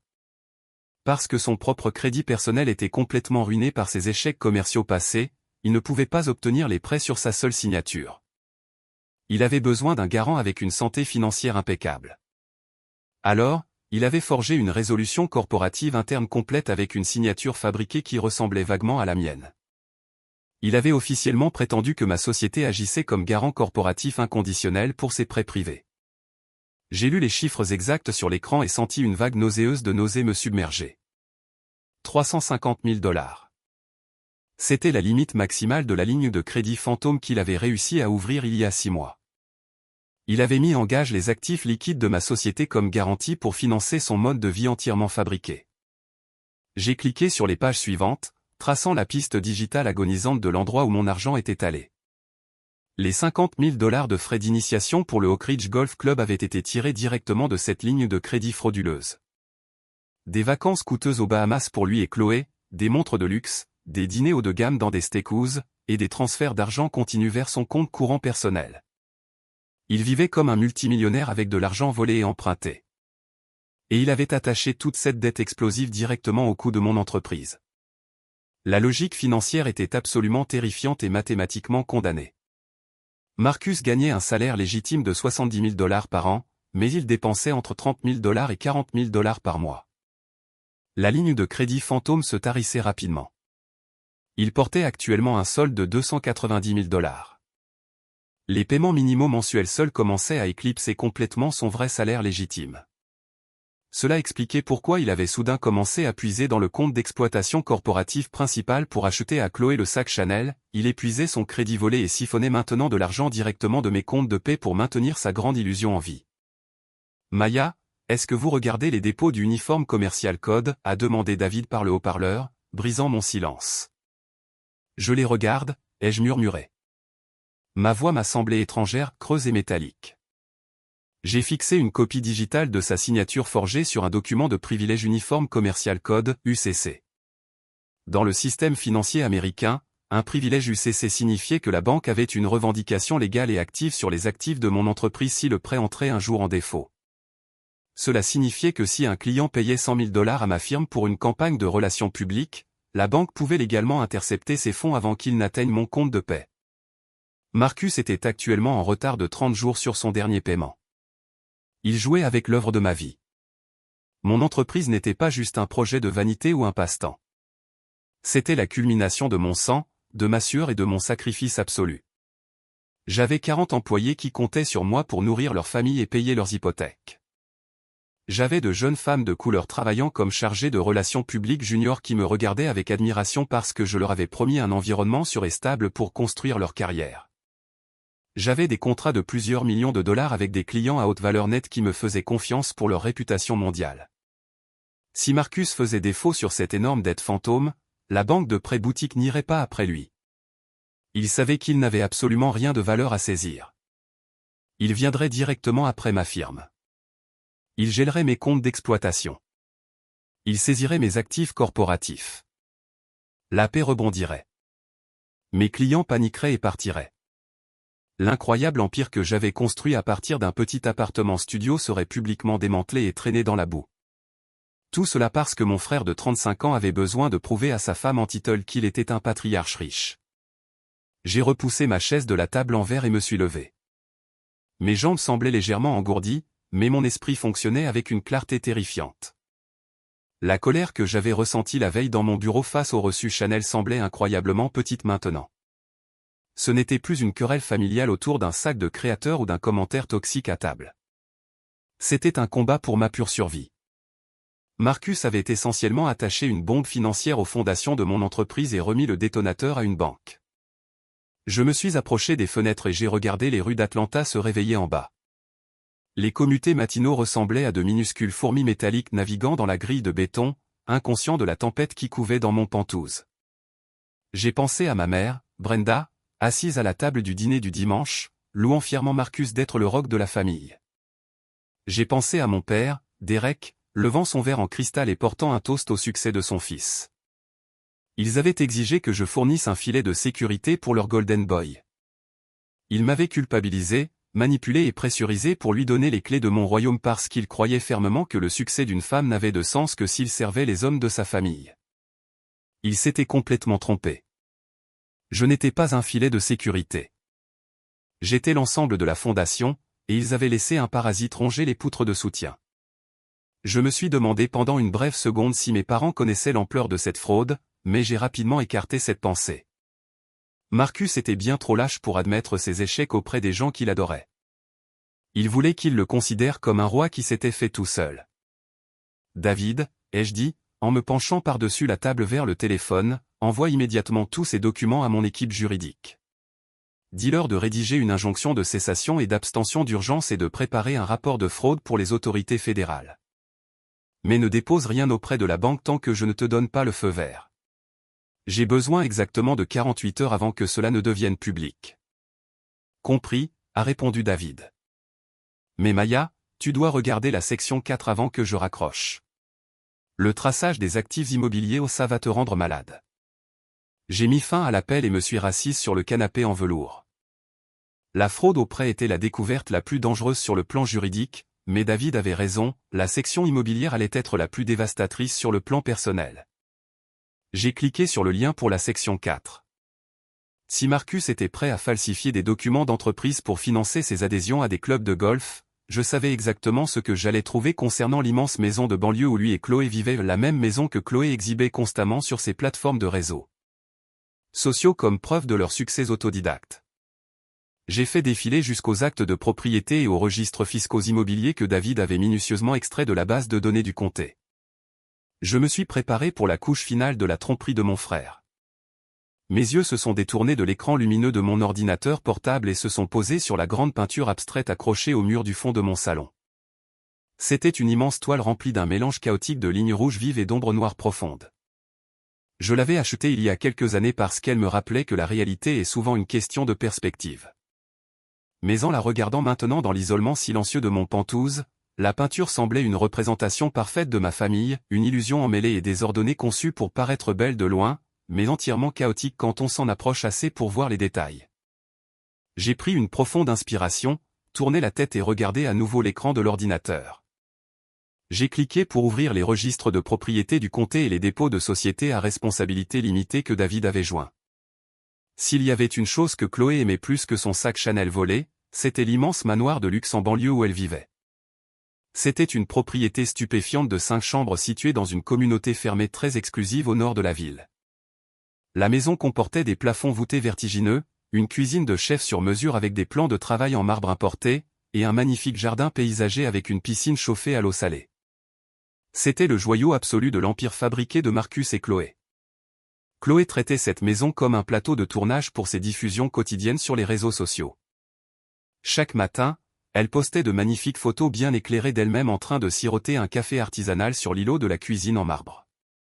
Elle écrivait de longues légendes moralisatrices sur le pouvoir du travail acharné et l'importance de manifester sa vie de rêve. Elle utilisait constamment des hashtags comme self-made, blessed et bosswife. Elle postait des vidéos donnant des visites du grand hall d'entrée, parlant longuement des choix de décoration intérieure qu'elle et Marcus avaient soi-disant fait ensemble. Elle jouait le rôle de la matriarche aisée de banlieue à la perfection, regardant de haut quiconque n'avait pas une esthétique assortie. Mais le texte noir et austère sur l'acte de propriété du comté affichait une réalité complètement différente. Le propriétaire légal du manoir de banlieue d'1 million de dollars n'était pas Marcus. Ce n'était pas Chloé. La propriété était officiellement attribuée à une entité corporative nommée Horizon Vanguard Holdings LLC. J'ai fixé le nom de la LLC sur l'écran. Je n'avais pas besoin que David me dise qui possédait cette société holding. Je savais exactement qui en était propriétaire parce que c'était moi qui avais déposé les documents d'incorporation il y a 4 ans. Horizon Vanguard Holdings était un portefeuille d'investissement immobilier privé que je possédais à 100% en toute propriété. C'était une entreprise distincte de ma firme de relations publiques, conçue pour détenir des actifs physiques en appréciation. J'étais la propriétaire légale du manoir. Marcus et Chloé n'étaient rien de plus que des locataires glorifiés détenant un bail résidentiel standard. Le souvenir de la façon dont ils avaient fini dans cette maison m'est revenu avec une clarté écœurante. Il y a 2 ans, ma mère, Brenda, s'était présentée à mon bureau en pleurant hystériquement. Elle m'a dit que l'entreprise précédente de Marcus s'était effondrée et que la banque saisissait sa petite maison de ville. Elle m'a supplié de l'aider. Elle a dit que Chloé était enceinte de leur 2e enfant et que le stress d'être sans abri allait déchirer leur mariage. Je venais de conclure l'affaire sur le manoir de banlieue, avec l'intention de le revendre pour un profit ou de le louer à des cadres d'entreprise à haut revenu. Ma mère m'a supplié de laisser la famille de Marcus emménager dans la propriété. Elle a juré sur tout ce qu'elle avait que ce ne serait que temporaire. Elle a promis que Marcus avait un nouvel emploi en vue et qu'il paierait le loyer au prix du marché chaque mois sans faute. Contre mon meilleur jugement, et par un sentiment persistant de devoir envers la famille, j'ai finalement accepté. J'ai rédigé un bail strict fixant le loyer mensuel à un taux réduit de 4 000 $, bien en dessous de la valeur marchande pour ce quartier. Marcus a signé le bail. Je lui ai remis les clés et j'ai confié la gestion du compte à mon logiciel comptable automatisé. J'ai fait défiler jusqu'au registre des loyers que David avait joint à l'audit. Les chiffres à l'écran étaient un témoignage criant en rouge de l'absence totale d'intégrité de mon frère. Marcus avait payé le loyer pendant les 6 premiers mois, mais selon le registre, les paiements s'étaient complètement arrêtés il y a exactement 18 mois. Pendant 1 an et demi, Marcus et Chloé avaient vécu dans un manoir d'1 million de dollars, nagé dans une piscine chauffée à l'eau salée, et joué le rôle de la royauté de banlieue sans payer un seul centime de loyer. Ils squattaient mon bien immobilier d'investissement, volant 48 000 $ par an à mon portefeuille immobilier. Mes sourcils se sont froncés tandis que je fixais l'écran. Une question massive s'est immédiatement formée dans mon esprit, comment ne l'avais-je pas su ? Mon logiciel de gestion immobilière automatisé était spécifiquement conçu pour signaler les comptes en retard après 30 jours. Il devait générer automatiquement des avis de frais de retard et envoyer une alerte directement à mon email professionnel principal. Un retard de 18 mois aurait dû déclencher un protocole d'expulsion automatique il y a plus d'1 an. J'ai cliqué sur les journaux administratifs du portail immobilier. David avait minutieusement extrait les enregistrements d'accès en back-end. J'ai lu les adresses IP et l'historique des connexions utilisateurs, et la dernière pièce du puzzle s'est mise en place avec un clic froid et dévastateur. Mes parents l'avaient aidé à le cacher. Mon père, Derek, avait accès à mon logiciel immobilier. Je lui avais donné une connexion administrative limitée il y a 2 ans pour qu'il puisse coordonner les ouvriers d'entretien pour la propriété, car il prétendait vouloir rester actif pendant sa retraite. Au lieu de coordonner plombier et électricien, mon père s'était connecté au système chaque mois et avait manuellement annulé les alertes automatisées. Chaque fois que le logiciel tentait de signaler le compte de Marcus comme délinquant, mon père intervenait et modifiait le registre. Il marquait temporairement le loyer comme payé pour supprimer les avis de retard, puis déplaçait le solde impayé dans une catégorie cachée de maintenance différée afin qu'il n'apparaisse pas sur mon tableau de bord mensuel principal. De plus, j'ai vu des enregistrements montrant que ma mère, Brenda, déposait personnellement de petites sommes en espèces sur le compte courant de la LLC juste assez pour couvrir les taxes foncières annuelles et les frais de l'association des propriétaires. Il faisait cela spécifiquement pour s'assurer que la ville et l'association du quartier ne me contacteraient jamais au sujet de factures impayées. Ils avaient orchestré une conspiration délibérée et calculée pour me tromper. Mes propres parents, les gens qui exigeaient un respect et une loyauté absolue à la table du dîner du dimanche, avaient activement comploté avec mon frère pour me voler. Ils avaient manipulé mon logiciel, couvert ses traces, et lui avaient permis de vivre comme un roi à mes frais tout en me regardant de haut pour être une femme célibataire concentrée sur sa carrière. Je me suis adossé au canapé et j'ai fermé les yeux. La pure audace de tout cela était presque difficile à comprendre. J'ai pensé à Chloé assise à la table du dîner il y a quelques heures à peine, serrant son sac Chanel volé et me disant qu'elle me plaignait. J'ai pensé à son ton condescendant alors qu'elle se vantait de la façon parfaite dont Marcus pourvoyait à ses besoins. Elle m'avait regardé droit dans les yeux et avait insulté toute mon existence tout en vivant littéralement sous un toit que je possédais, dans une maison que je payais. Elle jouait à la maison dans un manoir entièrement construit par le sang et la sueur de la belle-sœur noire qu'elle méprisait secrètement. Et mon père, le patriarche modèle qui prononçait de grands discours sur la façon dont un vrai homme prend soin de sa famille, sa version de prendre soin de son fils était de voler sa fille.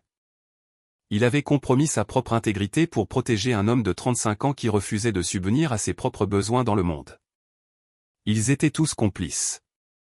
Chacun d'eux était un parasite se nourrissant de l'empire que j'avais bâti. J'ai ouvert les yeux, et la tristesse avait complètement disparu. Le sentiment persistant d'obligation familiale, la petite voix dans ma tête qui m'avait toujours poussé à être la plus grande personne, à maintenir la paix et à pardonner, était définitivement réduite au silence. Il n'y avait plus rien à sauver ici. Il n'y avait pas de malentendu à dissiper ni d'excuses qui pourraient jamais réparer ce niveau de trahison calculé. Il voulait jouer à la guerre corporative. Il voulait utiliser des failles juridiques et de faux titres pour voler mon argent. Il était temps pour moi de leur montrer exactement pourquoi j'étais la directrice générale et qu'ils n'étaient rien de plus que des fraudeurs. J'ai à nouveau pris mon téléphone et composé le numéro direct de mon avocat principal en immobilier. Il était tôt, mais je savais qu'il répondrait. Le téléphone a sonné 2 fois avant que sa voix nette et professionnelle ne passe par le haut-parleur. « Bonjour, Maya », a-t-il dit. « Que puis-je faire pour vous à cette heure ? » « J'ai besoin que vous rédigiez un avis d'expulsion formel de 30 jours, ai-je dit, ma voix complètement dénuée d'émotion. Je le veux rédiger immédiatement pour la propriété située dans la communauté fermée d'Oak Ridge. Le locataire est Marcus, et le solde dû est de 72 000 $ en loyers impayés en retard. Compris, a répondu l'avocat. Pas de question. J'aurai les documents prêts pour votre signature à midi. Comment souhaitez-vous qu'ils soient livrés ? J'ai regardé la peinture abstraite sur le mur, suivant les lignes rouges vives des yeux. Je ne vais pas l'envoyer par la poste, ai-je dit, un lent sourire froid se répandant sur mon visage. Je vais le livrer moi-même, personnellement, devant un très large public. J'ai mis fin à l'appel et posé le téléphone à côté du rapport d'audit. La fraude financière était verrouillée. La tromperie immobilière était pleinement exposée.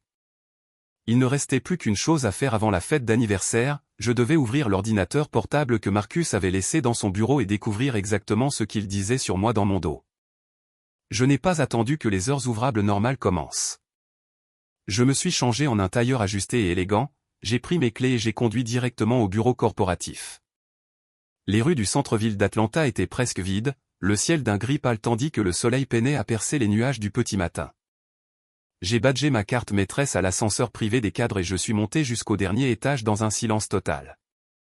Le bureau était complètement sombre et silencieux, sentant faiblement le spray d'agrumes coûteux que l'équipe de nettoyage utilisait pendant la nuit. J'ai passé directement devant ma propre suite et me suis dirigé droit vers le bureau d'angle que j'avais stupidement donné à mon frère il y a 2 ans. J'ai déverrouillé sa porte et allumé la lumière. Son bureau était un désordre désorganisé de magazines de golf, de brochures de voitures de luxe et de tasses à café à moitié vides. C'était le bureau d'un homme qui jouait aux affaires plutôt que de les diriger réellement. Mais posé juste au centre du bois d'acajou se trouvait le MacBook argenté fourni par l'entreprise. Il l'avait laissé derrière lui hier quand il était sorti en furie de notre réunion, pensant qu'il pouvait simplement s'éloigner du conflit et laisser nos parents s'occuper de moi. Je me suis approché, j'ai pris l'ordinateur portable et je l'ai rapporté dans mon propre bureau. Je me suis assise à mon bureau et j'ai ouvert le couvercle. Comme c'était une propriété de l'entreprise, je possédais le mot de passe administratif maître. Je l'ai tapé, et l'écran s'est déverrouillé instantanément. Marcus était incroyablement paresseux en matière de sécurité numérique, il n'avait pas pris la peine de se déconnecter de son identifiant Apple personnel. Ses messages textes étaient synchronisés directement avec l'application de bureau. J'ai cliqué sur l'icône bleue des messages. Je n'ai pas eu à chercher longtemps. Tout en haut de ces messages récents se trouvait un chat de groupe actif intitulé « The Real Family ». Les membres de ce chat étaient Marcus, Chloé, et mes parents, Derek et Brenda. J'étais, bien sûr, délibérément exclu. J'ai fait défiler vers le haut, lisant les échanges quotidiens décontractés. Au début, ce n'était que du bavardage normal sur ce qu'il fallait manger au dîner ou Chloé envoyant des photos lourdement filtrées des enfants. Mais en remontant aux événements de la veille, la vraie nature de leur dynamique s'est révélée en texte numérique brut. La conversation reprenait juste après que Marcus eut quitté mon bureau la veille. Il avait texté le groupe pour se plaindre de mon ultimatum. Il avait écrit « Maya vient de menacer d'appeler les flics à cause du sac Chanel. Elle perd complètement la tête. Elle m'a donné 24 heures pour rembourser l'argent. » Ma mère, Brenda, a été la première à répondre « Ne t'inquiète pas pour elle, mon chéri. Elle fait juste une crise parce qu'elle est seule et misérable. Je vais descendre au bureau et la remettre à sa place. » Puis Chloé est intervenue. Ces messages textes étaient une masterclass en entitlement, honnêtement Marcus, elle est tellement ingrate. Tu apportes tellement de valeur à sa petite entreprise juste en étant là pour gérer l'énergie masculine. Elle devrait te payer le double. Laisse-la juste faire sa petite crise. J'ai continué à faire défiler, lisant alors qu'il discutait du dîner du dimanche auquel nous venions d'assister. Il se moquait activement de moi tout en mangeant la nourriture que j'avais payée. Mon père a écrit « As-tu vu son visage quand j'ai porté un toast à Marcus ?» Elle bouillonnait. C'est bien pour elle de se rappeler qui est l'homme de la famille. Une femme avec de l'argent reste juste une femme. Mais le message qui a complètement gelé mon sang venait de Chloé. Il avait été envoyé tard hier soir, juste après que j'eus quitté le dîner et rentré chez moi pour enquêter sur leur fraude. Chloé a écrit « Laisse la stupide machine ATM noire s'épuiser à mort dans ce bureau. Maman et papa ont déjà dit qu'ils la presseront éventuellement pour qu'elle transfère 50% des actions de l'entreprise à toi de toute façon puisque tu es le fils aîné. Profitons simplement du voyage pendant qu'elle paie pour tout. » Marcus a répondu immédiatement avec un emoji rieur, « Exactement chéri. C'est de l'argent familial de toute façon. Elle le garde juste pour nous jusqu'au bon moment. » J'ai fixé l'écran lumineux. Les mots « stupide black ATM machine » se sont gravés dans mes rétines.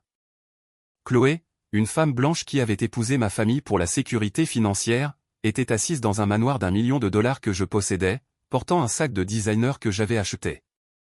Lançant confortablement des insultes racialisées à mon égard dans un chat de groupe avec mes propres parents noirs. Et mes parents n'ont pas dit un seul mot pour la corriger. Ils ne m'ont pas défendu. Ils ne lui ont pas dit de montrer du respect. Ils ont simplement accepté. Ils m'avaient complètement vendu, sacrifiant leur propre fille sur l'autel de l'ego fragile de leur fils. Toute ma vie, j'avais porté le lourd poids du stéréotype de la femme noire forte. La société attend de nous que nous soyons les mules du monde, portant les fardeaux de tous ceux qui nous entourent sans jamais demander de repos ou de grâce. On attend de nous que nous réparions les pièces cassées, que nous payions les dettes, et que nous avalions nos traumatismes pour le bien de garder la communauté unie. Mais voir cette même attente toxique ou éaponisée par ma propre chair et mon sang était une toute autre forme de violence. Ils ne me voyaient pas comme une fille. Ils ne me voyaient pas comme une sœur. Ils ne me voyaient même pas comme un être humain digne d'amour ou de protection. J'étais juste une pièce de machinerie financière pour eux, une machine censée produire une richesse infinie et absorber des abus infinis sans jamais se briser. Ma propre mère complotait secrètement un coup d'État corporatif. Elle voulait me dépouiller de l'entreprise que j'avais bâtie de zéro et remettre les clés à un homme qui ne pouvait même pas gérer son propre compte courant sans commettre une fraude fédérale. Le niveau de délire requis pour croire qu'il pouvait légalement me forcer à transférer 50% de mes actions à Marcus était presque risible. Mais l'intention malveillante derrière la conversation n'avait rien de drôle. Il voulait m'asservir à ma propre création. Je me suis levé de mon bureau. S'il y avait eu une caméra dans la pièce pointée vers moi depuis le sol, elle aurait capturé le moment exact où le dernier lambeau de mon empathie est mort. Ma posture s'est redressée. Mes épaules sont parties en arrière. J'ai regardé l'écran avec un regard si froid qu'il aurait pu briser du verre. Je n'ai pas versé une seule larme. Pleurer nécessite un sentiment de perte, et j'ai réalisé dans ce moment profond de silence que je n'avais absolument rien perdu. On ne peut pas perdre une famille qui n'a jamais vraiment existé. On ne peut perdre que l'illusion d'elle, et l'illusion était maintenant complètement brisée, laissant derrière elle une réalité froide et endurcie. J'ai ouvert le tiroir inférieur verrouillé de mon bureau et en ai sorti un disque dur externe sécurisé. Je l'ai branché sur le côté du MacBook et j'ai systématiquement exporté tout l'historique du chat. J'ai sauvegardé les messages textes, les notes audio, les photos de Chloé posant dans ma maison, et les emojis rire qu'ils envoyaient en discutant de ma chute éventuelle. J'ai fait 3 sauvegardes chiffrées du fichier, en stockant une sur le disque dur, une sur mon serveur cloud privé, et en envoyant une directement à mon avocat personnel. Il ne s'agissait plus seulement de récupérer des fonds volés ou d'expulser un locataire toxique. Il s'agissait d'une annihilation totale et absolue. Demain, c'était l'anniversaire de Chloé. Marcus lui avait promis une Mercedes-Benz S-Class toute neuve et une fête somptueuse dans le jardin de la maison. Il prévoyait d'inviter tous ses amis riches du country club et toute notre grande famille pour exhiber son énorme succès. Il voulait un spectacle. Il voulait se tenir devant une foule et jouer le patriarche généreux et riche tout en se noyant secrètement dans le crédit de ma société. J'allais lui offrir un spectacle. J'ai décroché mon téléphone de bureau et appelé le responsable du département informatique, qui venait juste de se connecter pour le quart du matin. Je lui ai donné un ordre exécutif direct. Je lui ai dit d'effacer complètement l'ordinateur portable de Marcus aux paramètres d'usine immédiatement. Je lui ai ensuite ordonné de révoquer l'accès de Marcus à tous les serveurs de l'entreprise, à son compte email, aux bases de données internes et à la carte d'accès au bâtiment. À partir de cet instant précis, Marcus était complètement exclu de l'Empire. Il ne pourrait même plus ouvrir les portes d'entrée du hall. Puis j'ai appelé mon assistante de direction, qui venait d'entrer dans le bureau extérieur. Je lui ai dit d'annuler tous mes rendez-vous pour les prochaines 48 heures. Je lui ai dit que j'avais une très importante fête d'anniversaire familiale à organiser et que je requérais une concentration totale et ininterrompue. Je devais coordonner le timing précis de la banque de prêts commerciaux, du concessionnaire de voitures de luxe, de la société de reprise de possession et de la signification des documents d'expulsion. Chaque pièce du piège devait se refermer exactement au même moment pour un impact maximal. J'ai débranché le disque dur externe et l'ai glissé soigneusement dans la poche de ma veste sur mesure. J'ai regardé autour de mon beau bureau spacieux l'empire que j'avais construit de mes propres mains. Ils pensaient pouvoir m'utiliser. Ils pensaient que j'allais simplement rester assis et les laisser me saigner à blanc parce que nous portions le même nom de famille. Je suis sorti du bureau et j'ai laissé la lourde porte vitrée se refermer derrière moi. La stupide machine ATM noire était officiellement hors service, et les frais de retrait que j'allais leur facturer allaient les mettre absolument en faillite pour le reste de leur vie naturelle. J'avais spécifiquement demandé à mon directeur informatique de programmer le verrouillage numérique complet pour s'exécuter exactement à 17h ce soir-là. Je voulais que Marcus ait accès au bâtiment pour juste un jour de plus. Je connaissais maintenant intimement le calendrier de sa tromperie. Sa ligne de crédit fantôme était complètement à sec et il était désespéré. Le concessionnaire de voitures de luxe n'allait pas libérer un véhicule de 115 000 $ sans une nouvelle garantie financière d'entreprise signée directement par le directeur général. Il ne pouvait pas la falsifier seul car le concessionnaire exigeait une signature originale à l'encre, témoin en personne par un représentant de l'entreprise. Il devait venir me voir. Il n'avait pas d'autre choix. À 10h du matin, exactement 2 jours avant la fête d'anniversaire extravagante de Chloé, la lourde porte vitrée de mon bureau s'est ouverte lentement. Marcus est entré, et la transformation dans son attitude était absolument stupéfiante. L'homme arrogant et agressif qui s'était tenu dans mon bureau quelques jours plus tôt en criant et en insultant mon indépendance avait complètement disparu. À sa place se trouvait le rôle de « grand frère », charmant et souriant qu'il avait perfectionné pendant 3 décennies. Il tenait un plateau avec 2 tasses de café artisanal coûteux du café au bout de la rue. Il avait l'air détendu, beau et bien trop satisfait de lui-même. « Bonjour, Maya », a-t-il dit, sa voix dégoulinant de chaleur forcée. Il s'est approché de mon bureau et a posé avec soin mon latte préféré au lait d'avoine sur un sous-verre en marbre. Je me suis dit que tu étais probablement débordé avec les revues trimestrielles, alors je voulais t'apporter un petit coup de caféine. J'ai regardé la tasse de café puis lentement levé les yeux vers son visage. Le culot absolu de cet homme était à couper le souffle. Il avait passé la nuit précédente à m'appeler, stupide machine ATM noire, dans un chat de groupe avec nos parents, et maintenant il se tenait dans mon bureau à m'offrir un café à 6 $ comme si cela effaçait tous ses péchés. Merci, Marcus, ai-je dit, ma voix parfaitement neutre. J'ai gardé les mains croisées sur mon bureau, sans faire un geste pour toucher la tasse. Il s'est assis dans le fauteuil invité en cuir blanc, croisant les jambes et s'adossant avec un soupir théâtral lourd. Écoute, je veux m'excuser pour l'autre jour, a-t-il commencé, en offrant sa meilleure performance de grand frère mature. Je me suis un peu emporté à propos du sac Chanel. Tu avais raison de me tenir responsable. Je vais transférer cet argent sur le compte d'exploitation d'ici vendredi après-midi. Je te le promets. J'étais juste stressé à cause de l'anniversaire de Chloé et je m'en suis pris à toi. Nous sommes une famille et nous ne devrions pas nous disputer pour de l'argent. C'était un mensonge brillant. Il savait qu'il n'allait jamais rembourser cet argent. Il essayait simplement de m'apaiser, de calmer les eaux et de baisser mes défenses pour pouvoir exécuter son vol final massif. J'apprécie que tu dises ça, Marcus, ai-je répondu, en lui offrant un petit sourire crispé. Je suis contente que nous puissions être professionnels à ce sujet. Il a claqué des mains, frottant ses paumes comme s'il se rappelait soudain un détail administratif mineur. Oh, en fait, pendant que je suis là, a-t-il dit en plongeant la main dans la poche de sa veste sur mesure, j'ai un petit document à te faire signer rapidement. Le département comptabilité a besoin qu'il soit finalisé avant la fin de la semaine. Il a sorti un élégant dossier en cuir noir et l'a fait glisser sur mon bureau. J'ai ouvert la couverture. Le document à l'intérieur était imprimé sur du papier légal standard.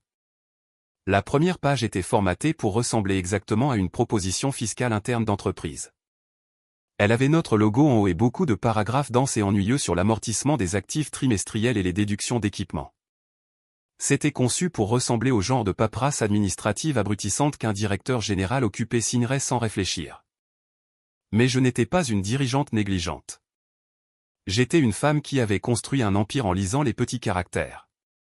Je suis passé à la 2e page. Caché sous un bloc de texte concernant la logistique du transport commercial se trouvait le cœur réel du document. C'était un accord de garantie de prêt automobile commercial transféré directement du département financement du bucket Mercedes-Benz Luxury Auto Group.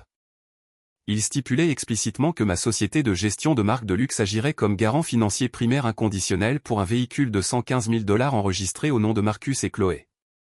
Il utilisait ma société comme co-signataire.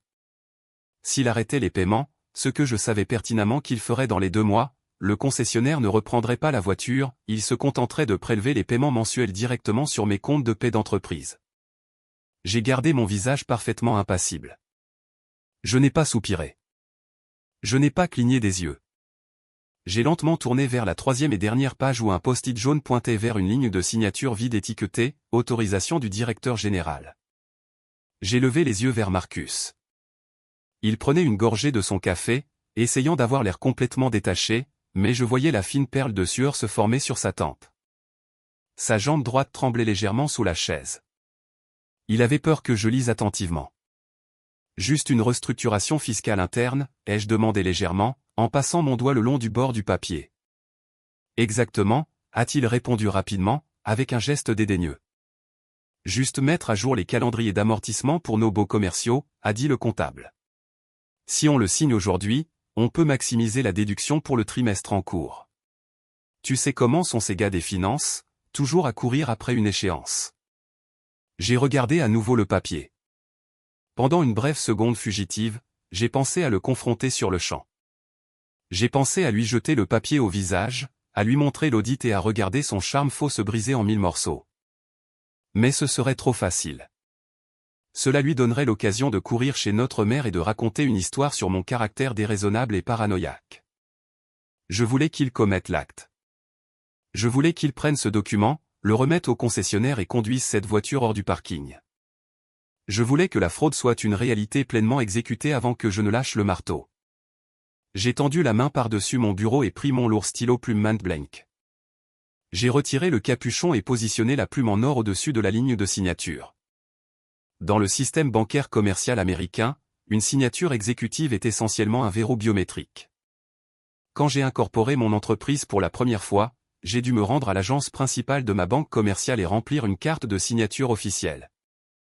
Ma signature bancaire légalement autorisée est une cursive très précise et ample que j'ai pratiquée pendant des années. Elle est incroyablement difficile à falsifier, et la banque rejette tout document financier majeur qui ne correspond pas parfaitement. J'ai pressé le stylo sur le papier, mais je n'ai pas utilisé ma signature officielle. À la place, j'ai utilisé ma signature décontractée et l'écriture en bloc maladroite que je n'utilise que pour signer les livraisons d'épicerie ou les colis postaux occasionnels. J'ai intentionnellement mal orthographié mon propre initial du milieu, changeant un A en E. Et juste en dessous de la ligne de signature où il demandait mon titre officiel d'entreprise, je n'ai pas écrit « Chief Executive Officer ». J'ai écrit « General Manager », un titre qui n'existait même pas dans mon registre d'entreprise. À l'œil non entraîné d'un homme désespéré et cupide, cela ressemblait à une signature autorisée standard. Mais pour un auditeur bancaire, un juge ou un enquêteur en fraude, c'était un morceau de papier légalement nul et non reconnaissable. En altérant intentionnellement ma signature et mon titre, je m'assurais que le concessionnaire n'avait absolument aucun fondement légal pour réclamer un seul centime à ma société. Le document était totalement inexécutable. Marcus remettait essentiellement au concessionnaire une garantie frauduleuse qu'il avait orchestrée lui-même. J'ai rebouché le stylo et fermé le dossier en cuir. Je l'ai fait glisser en retour sur la surface lisse en marbre de mon bureau. C'est fait, ai-je dit, en lui offrant un sourire éclatant et complètement artificiel. Dis au département comptabilité que je veux un résumé des économies fiscales la semaine prochaine. Marcus a laissé échapper un souffle qu'il avait visiblement retenu pendant les 3 dernières minutes. Tout son corps s'est détendu. Il a arraché le dossier en cuir du bureau avec une vitesse qui trahissait presque son désespoir. La cupidité dans ses yeux était si brillante qu'elle brillait pratiquement. Il l'avait fait. Il croyait vraiment m'avoir surpassé en intelligence.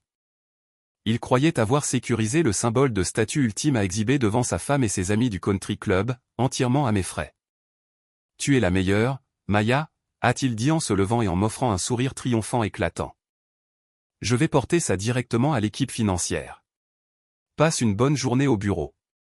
Ne travaille pas trop dur. Il s'est retourné et a pratiquement couru hors de mon bureau.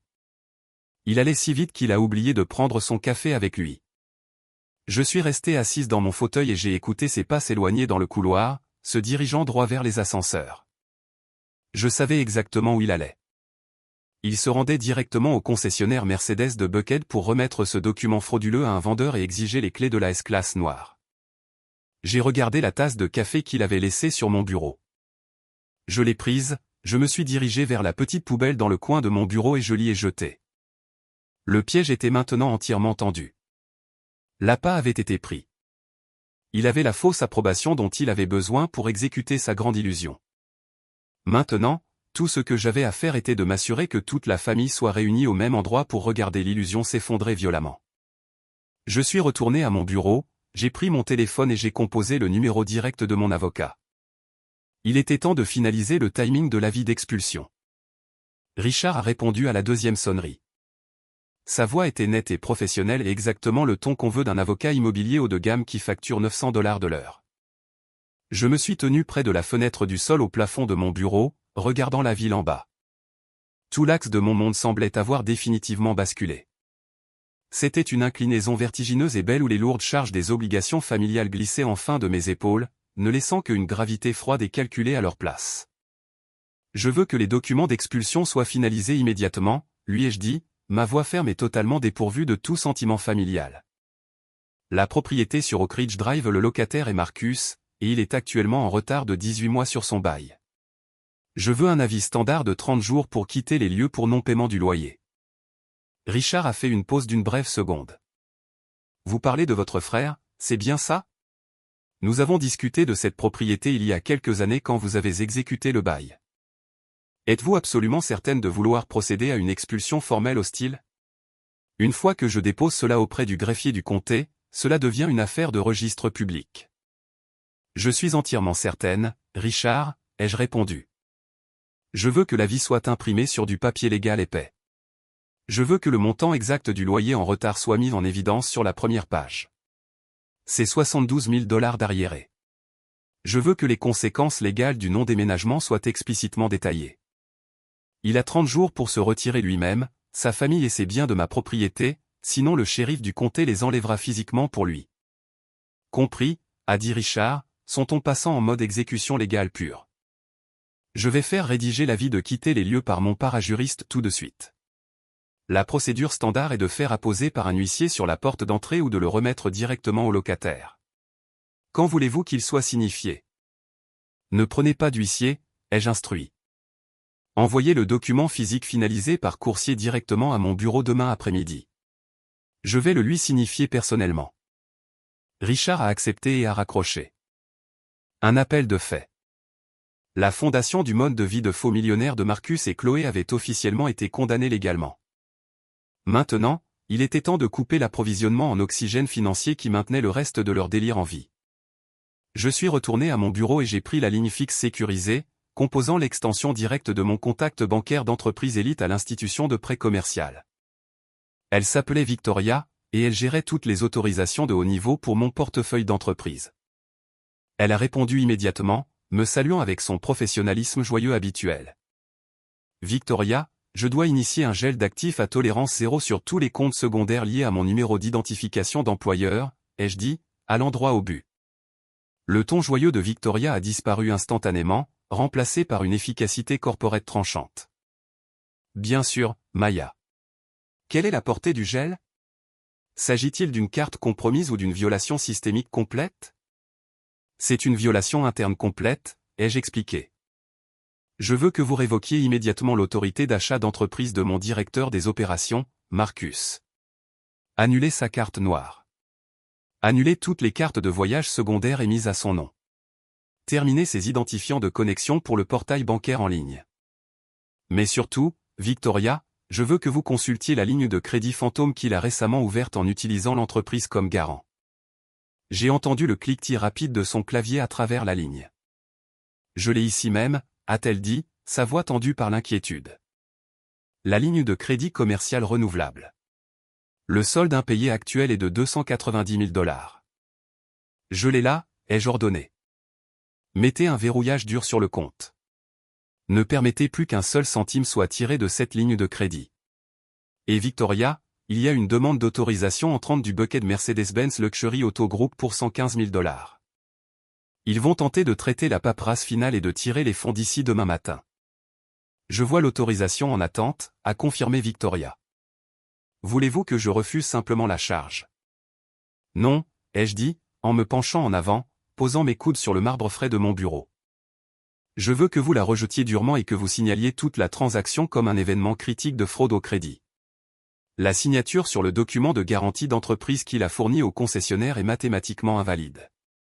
C'est un document falsifié. Quand le concessionnaire tentera de finaliser le virement, je veux que votre département fraude le rejette explicitement pour vol d'identité et action d'entreprise non autorisée. Il y a eu un lourd silence sur la ligne. Victoria savait exactement ce que cela signifiait. Dans le monde bancaire commercial, un signalement dur de fraude ne se contente pas de refuser une transaction, il déclenche un système d'alerte automatique. Cela détruit le score bancaire interne du demandeur et force le commerçant, dans ce cas, le concessionnaire de voitures de luxe, à entrer immédiatement dans un protocole de récupération d'actifs. Considérez cela comme fait, Maya, a dit Victoria, sa voix complètement sérieuse. Les cartes sont en cours de désactivation en ce moment même. La ligne de crédit est gelée. Le signalement de fraude sera posé sur la transaction Mercedes. S'il essaie d'acheter un paquet de chewing-gum avec n'importe quel compte lié à votre entreprise, la carte sera avalée par la machine. Il est complètement exclu du système financier. Merci, Victoria, ai-je dit, et j'ai reposé le combiné sur son socle. 2 appels de fait. Marcus était maintenant un homme debout au milieu du désert sans une seule goutte d'eau. Mais je savais comment fonctionnaient les concessionnaires automobiles. Marcus était un beau parleur. Il avait probablement construit une bonne relation avec le vendeur au cours de la semaine passée. Comme l'autorisation préliminaire avait été approuvée il y a quelques jours, le concessionnaire lui remettrait probablement les clés de la S-Class et le laisserait la conduire hors du parking demain matin, en supposant que le virement final serait approuvé d'ici la fin de la journée ouvrable. Il ne réaliserait pas que les fonds avaient été rejetés pour fraude jusqu'à ce que la voiture soit déjà garée dans l'allée de Chloé. Je devais m'assurer que l'instant exact où il découvrirait la fraude soit l'instant exact où Marcus essayait de présenter la voiture à sa femme. J'ai pris mon téléphone portable et composé le 3e et dernier numéro. C'était pour Dominique, le propriétaire d'une firme de récupération d'actifs haut de gamme à Atlanta. Dominique n'était pas un simple repoman qui remorquait des berlines en panne depuis des complexes d'appartements. Sa société se spécialisait dans la récupération de véhicules exotiques, de yachts et d'avions privés pour les concessionnaires de luxe et les individus à haute valeur nette. Il opérait avec une précision absolue. « Maya, c'est un plaisir », a répondu Dominique, sa voix grave et rocailleuse traversant la ligne. « Quel genre de problème gérez-vous aujourd'hui ? » « J'ai besoin d'une récupération spécialisée coordonnée pour demain soir, Dominique, ai-je dit. Une Mercedes-Benz S-Class noire toute neuve, entièrement équipée. Elle est actuellement sur le parking du Bucket Auto Group. La cible est mon frère, Marcus. » Dominique a ri doucement. Les affaires de famille sont toujours les plus salissantes. Est-ce qu'il possède le véhicule ? Il va en prendre possession demain matin, ai-je expliqué. Mais le financement repose sur une garantie d'entreprise complètement frauduleuse. La banque commerciale va frapper le concessionnaire avec un rejet dur pour fraude d'ici demain après-midi. Le concessionnaire va paniquer parce qu'un actif de 115 000 $ sera entièrement non sécurisé en possession de mon frère. Je veux que vous contactiez vos contacts dans le département finance de ce concessionnaire spécifique. Dites-leur que vous avez des informations internes sur l'emplacement du véhicule acquis frauduleusement et proposez d'exécuter la récupération pour leur compte. Je peux absolument faire ça, a dit Dominique. Il sera garé dans l'allée circulaire de la propriété sur Oak Ridge Drive, lui ai-je dit. Il le présente comme un cadeau d'anniversaire surprise à sa femme. La fête commence à 18 h demain soir. Je veux que votre camion de récupération soit garé à 2 pâtés de maison, hors de vue. Je vous enverrai un texto au moment exact où il la fera sortir dans l'allée pour lui montrer la voiture. Quand vous recevrez mon signal, je veux que vous arriviez, que vous accrochiez le véhicule et que vous le repreniez devant tous les invités présents. C'est incroyablement froid, Maya, a ri Dominique, un son de respect professionnel sincère. J'adore ça. Nous utiliserons le plateau lourd avec le lève hydraulique. C'est rapide, propre et impossible à ignorer. Je coordonnerai avec le concessionnaire demain matin et j'aurai mon meilleur chauffeur posté dans le quartier d'ici 17 h 30 demain. Je couvrirai vos frais premium plus un bonus massif pour le timing précis que j'ai promis. Assurez-vous simplement que votre chauffeur n'hésite pas. Quand le signal est donné, il avance. Vous avez ma parole, dit Dominique, et la ligne se coupa. Je baissai lentement mon téléphone et le posai à plat sur le bureau. La sainte trinité de la vengeance était maintenant pleinement établie, l'expulsion légale, l'anéantissement financier, et la reprise publique. Le monde de Marcus et Chloé tournait actuellement parfaitement sur son axe, complètement inconscient que je venais de détruire fondamentalement la force gravitationnelle qui les maintenait en orbite. Je me dirigeai vers la petite salle de bain privée attenante à mon bureau. J'ouvris le robinet doré et m'aspergeai le visage d'eau froide. Je levai les yeux vers mon reflet dans le miroir éclairé. Mes yeux sombres étaient clairs, ma posture intacte. Pour la première fois de toute ma vie adulte, je ne ressentais plus le poids écrasant de devoir être la fille parfaite. Je ne ressentais plus le besoin épuisant de compenser à outrance les échecs incessants de mon frère. Je n'étais plus le bouc émissaire, et je n'étais plus la financeuse silencieuse de leurs fantasmes suburbains. Je séchai mon visage avec une serviette à main et retournai dans le bureau principal. J'avais 48 heures d'opération commerciale normale à mener. J'avais des clients à gérer et une équipe marketing à diriger. J'allais m'asseoir dans cet immeuble et diriger mon empire multimillionnaire avec une concentration absolue et parfaite pendant que Marcus marchait aveuglément vers sa propre exécution. Il pensait avoir gagné. Il pensait avoir surpassé la stupide machine ATM noire. Mais il n'avait absolument aucune idée que la machine venait de pousser des dents, et qu'elle était sur le point de mordre la main qu'il avait saignée à blanc pendant des années. Le compte à rebours jusqu'à l'anniversaire de Chloé avait officiellement commencé. Le vendredi soir arriva avec la chaleur lourde et étouffante typique d'un été à Atlanta, mais la communauté fermée exclusive d'Oak Ridge restait parfaitement entretenue et d'un calme inquiétant. Je ne garais pas ma voiture dans l'allée circulaire avec les autres invités arrivant, au lieu de cela, je me garais à un pâté de maisons entier de la maison. Je voulais marcher jusqu'à la propriété. Je voulais sentir le béton solide des rues du quartier et le crissement du gravier sous mes talons coûteux. En approchant des grandes grilles en fer forgé du domaine, j'entendais déjà les notes douces et élégantes d'un quatuor à cordes live flottant dans l'air chaud du soir. Marcus et Chloé n'avaient absolument rien épargné pour cette grande mascarade. D'immenses tentes événementielles en toile blanche étaient dressées sur la pelouse arrière immaculée. Des serveurs en gilet noir impeccable et gants blancs circulaient sans effort parmi les invités, portant des plateaux en argent chargés de flûtes à champagne en cristal, de mini-burgers au bœuf wagyu, et de petites cuillères en porcelaine contenant du caviar à la truffe. C'était une scène tout droit sortie des pages glacées d'un magazine de style de vie haute société. Et je savais avec une certitude mathématique absolue que chaque dollar finançant cette démonstration extravagante de richesse avait été directement prélevé des veines de mes propres comptes d'entreprise. Je traversais les doubles portes massives du grand hall d'entrée, avançant avec la grâce calme et calculée d'un prédateur entrant dans un enclos rempli de moutons totalement inconscients. Je ne portais pas une robe d'été fleurie ni une robe cocktail pastel comme les autres femmes présentes. Je portais un tailleur pantalon gris anthracite sur mesure avec un décolleté plongeant et des accents vert émeraude tranchant. C'était l'armure d'une directrice générale. J'acceptais une flûte de champagne d'un serveur passant et sorti sur la vaste terrasse arrière. S'il y avait eu une caméra me suivant, elle aurait été légèrement instable, capturant l'opulence étourdissante et écœurante de la fête depuis ma perspective froide. Je me tins près du bord de la terrasse et scrutai la foule, observant la division sociale distincte que Chloé avait minutieusement orchestrée. Sur le côté gauche de la pelouse, près du bar ouvert somptueux et des sculptures de glace, se trouvaient les amis du country club de Chloé. C'étaient des femmes riches couvertes de diamants, accompagnées de leurs maris gestionnaires de fonds spéculatifs qui se tenaient autour en fumant des cigares coûteux et en riant bruyamment. Sur le côté droit de la terrasse, assises aux tables moins décorées près de la file du buffet, se trouvaient mes proches.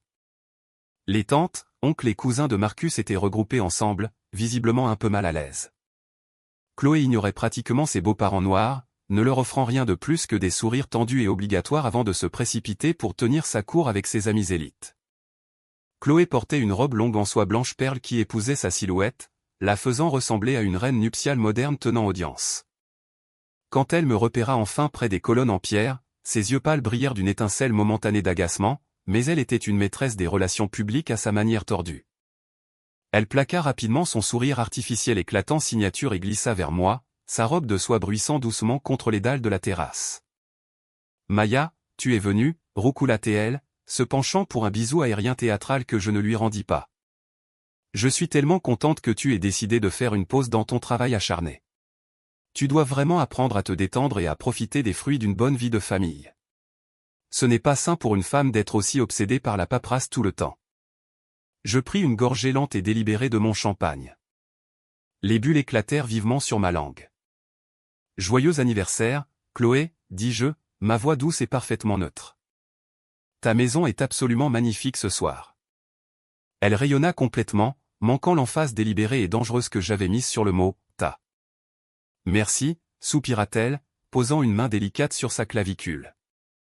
Marcus et moi avons une vision si spécifique pour cette propriété. Cela demande un travail incroyable pour maintenir ce niveau de perfection, mais mon mari s'assure toujours que j'ai exactement ce dont j'ai besoin pour recevoir correctement. Avant que je puisse répondre, mes parents apparurent soudainement aux côtés de Chloé. Ma mère, Brenda, se lia immédiatement le bras avec sa belle-fille blonde, présentant un front uni. Elle me lança un regard d'avertissement, les yeux plissés et remplis d'hostilité préventive. « Ne commence pas d'histoire ce soir, Maya » marmonna ma mère à voix basse, gardant sa voix basse pour que les amis riches de Chloé à proximité n'entendent pas. « C'est la soirée de ton frère pour briller. Il a travaillé si dur pour organiser cette belle fête. Regarde comme il rend sa femme heureuse.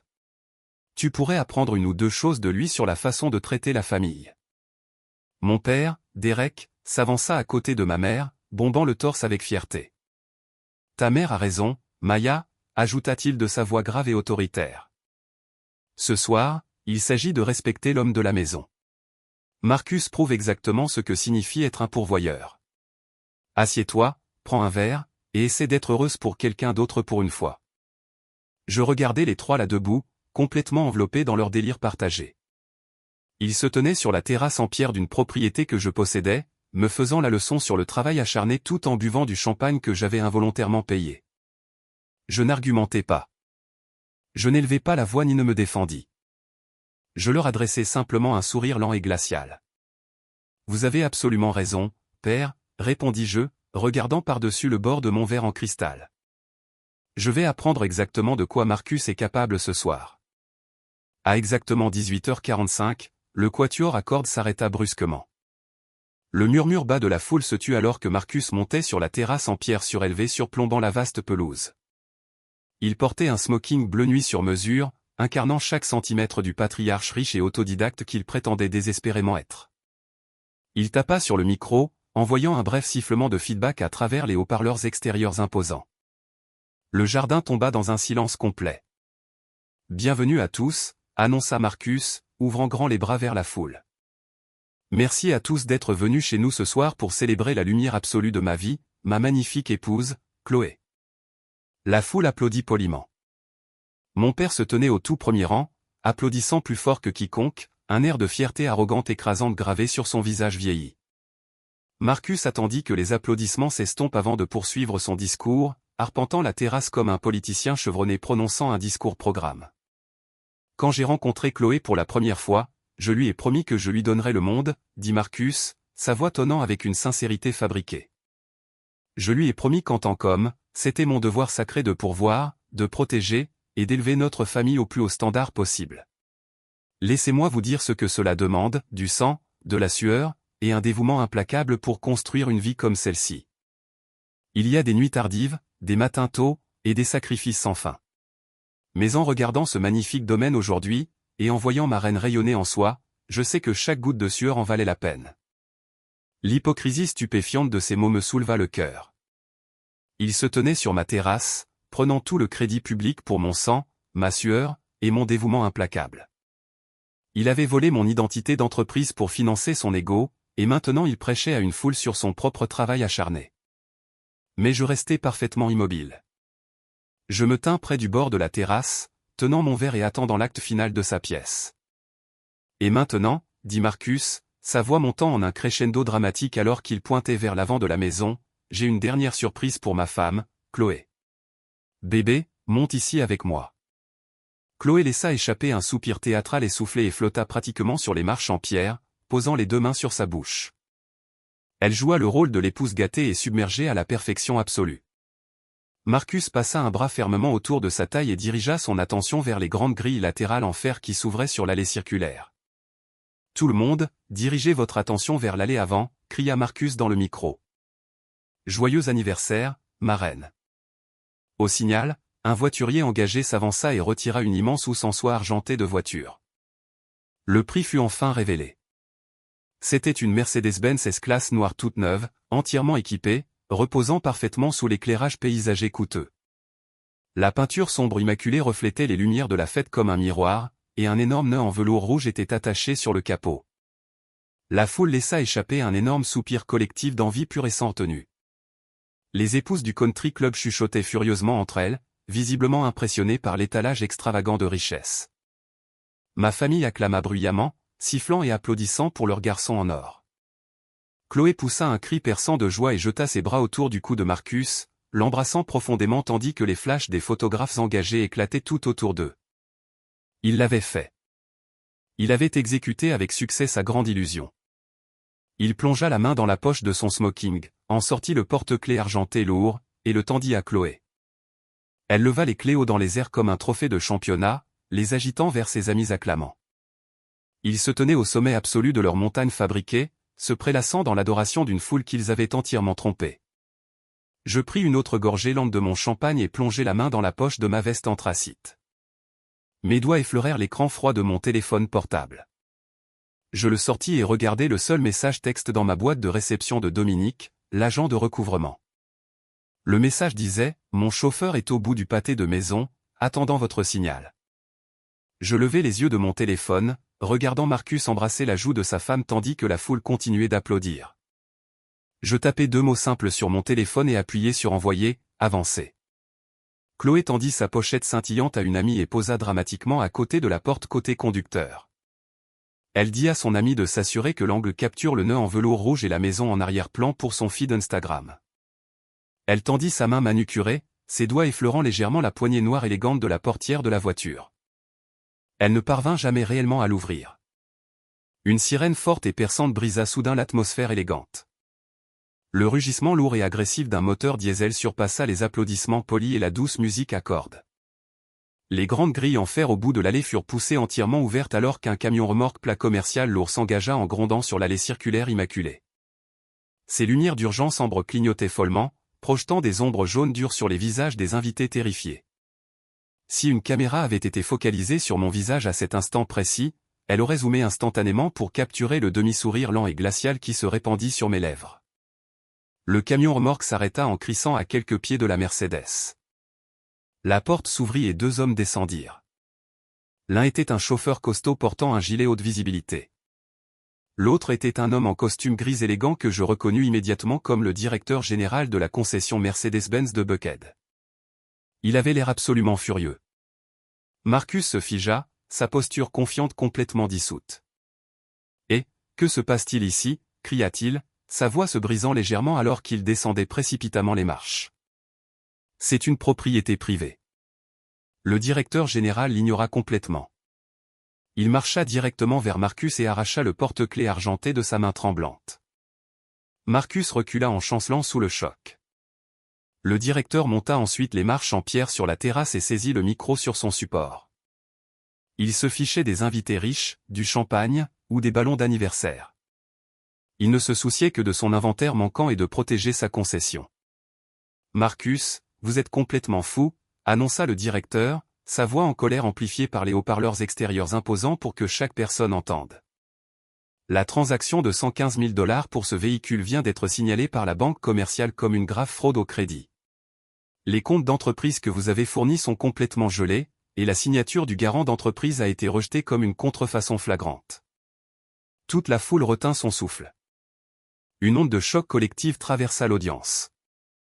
Les épouses riches du country club se couvrirent la bouche, les yeux écarquillés d'horreur absolue. « Nous reprenons ce véhicule immédiatement », aboya le directeur dans le micro. « Et vous avez de la chance incroyable que je n'amène pas la police ce soir pour porter des accusations formelles de fraude électronique. Ne remettez plus jamais les pieds sur mon terrain. » Il laissa tomber le micro. Il heurta la terrasse en pierre avec un bruit sourd et lourd qui résonna sur la pelouse morte et silencieuse. Il lança les clés au chauffeur du camion remorque, qui commença immédiatement à accrocher la Mercedes immaculée au lèvres hydraulique bruyant. Chloé resta figée près de la voiture, les mains toujours suspendues dans l'air vide. La couleur quitta complètement son visage.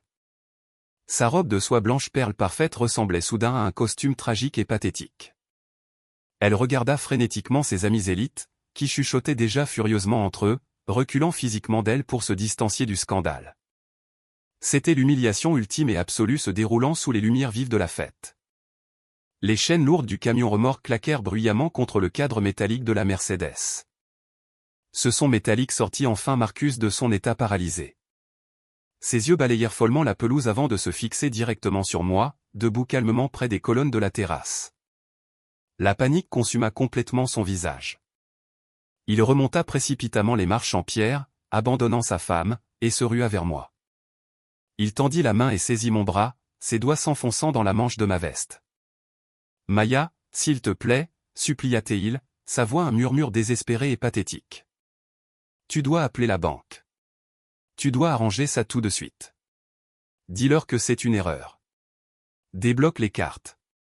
Maya, s'il te plaît. Tu me fais honte devant tout le monde. » Je regardai sa main agrippant mon bras. Je ne tressaillis pas. Je retirai simplement mon bras de sa prise avec une telle force qu'il chancela en arrière. Je ne lui dis pas un seul mot. Au lieu de cela, je passai droit devant lui et montai sur la terrasse en pierre surélevée. Je ramassai le micro que le directeur général avait laissé tomber par terre.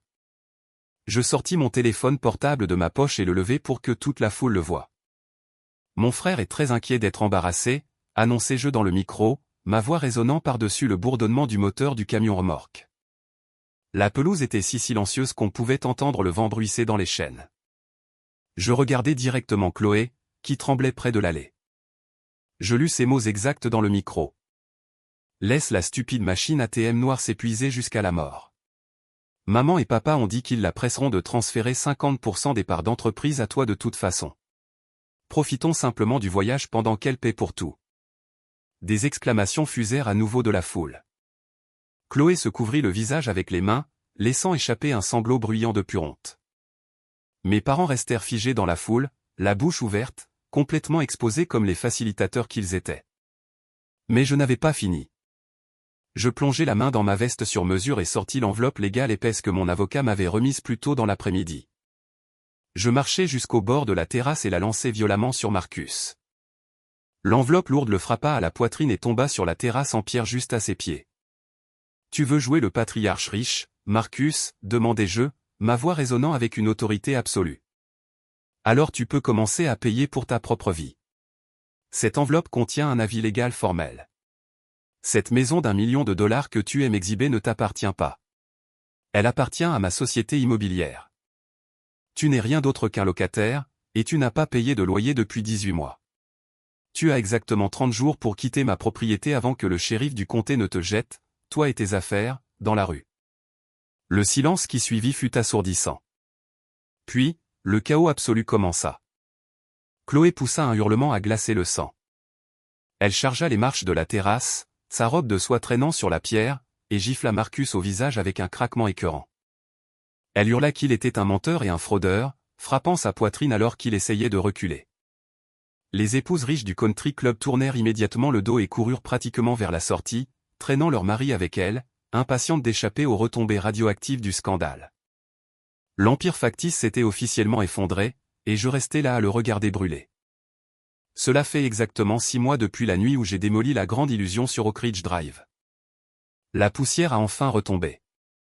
Je suis assise au même endroit sur mon canapé en velours, regardant l'horizon d'Atlanta. L'énergie dure et chaotique de cette soirée d'été a été entièrement remplacée par une chaleur profonde et réconfortante dans mon pantouse. Mon entreprise prospère, mon esprit est clair, et ma vie est enfin la mienne. Les conséquences de cette nuit ont frappé ma famille comme un train de marchandises, et il n'y avait absolument rien qu'ils puissent faire pour l'arrêter. Marcus passe actuellement ses journées assis à une table de la défense dans une salle d'audience fédérale. La banque de prêts commerciaux n'a pas pris à la légère ses documents de garant d'entreprises falsifiés. Il a été formellement inculpé pour de multiples chefs de fraude électronique et fraude bancaire. Il risque une peine de prison sérieuse, et sans mes comptes d'entreprise à vider, son empire factice s'est évaporé du jour au lendemain. Chloé a fait exactement ce qu'un parasite fait quand l'hôte meurt, elle s'est détachée immédiatement. Elle a demandé le divorce la semaine suivante, invoquant la tromperie financière et le crédit ruiné. Les amis riches du country club qu'elle aimait tant l'ont complètement ostracisée dès que le camion remorque est parti.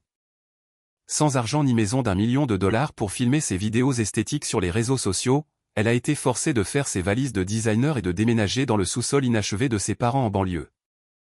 Là, épouse de boss autodidacte, est maintenant complètement silencieuse en ligne. Quant à mes parents, ils ont appris la leçon la plus dure de toutes. Ils ont désespérément essayé de sauver leur garçon en or. Mon père, Derek, et ma mère, Brenda, ont contracté une seconde hypothèque massive sur leur propre maison pour engager un avocat pénaliste coûteux pour Marcus. Ils ont jeté chaque dollar de leurs économies de retraite dans un feu ardent, essayant de protéger un homme qui n'avait jamais protégé personne d'autre que lui-même. Mais ce ne fut pas suffisant.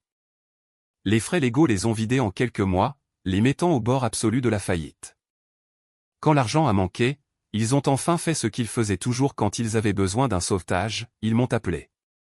Mon téléphone s'est illuminé de dizaines d'appels manqués et de messages vocaux désespérés et larmoyants de ma mère me suppliant de retirer les accusations de fraude, me suppliant de payer les avocats, et me suppliant de sauver notre famille. J'ai écouté exactement un de ces messages vocaux assis ici même dans la paix silencieuse de ma maison. Puis j'ai appuyé sur supprimer et bloquer définitivement leurs 2 numéros. J'avais déjà payé mes dettes envers cette famille, et le compte était officiellement fermé pour toujours. Le sang ne donne à personne le droit de parasiter votre vie. Si quelqu'un vous appelle le mouton noir, rappelez-vous, le mouton noir est le seul qui ne suit pas aveuglément le troupeau. Avez-vous déjà dû nettoyer la toxicité de votre vie? Dites-le moi dans les commentaires et n'oubliez pas de liker et de vous abonner pour plus d'histoires.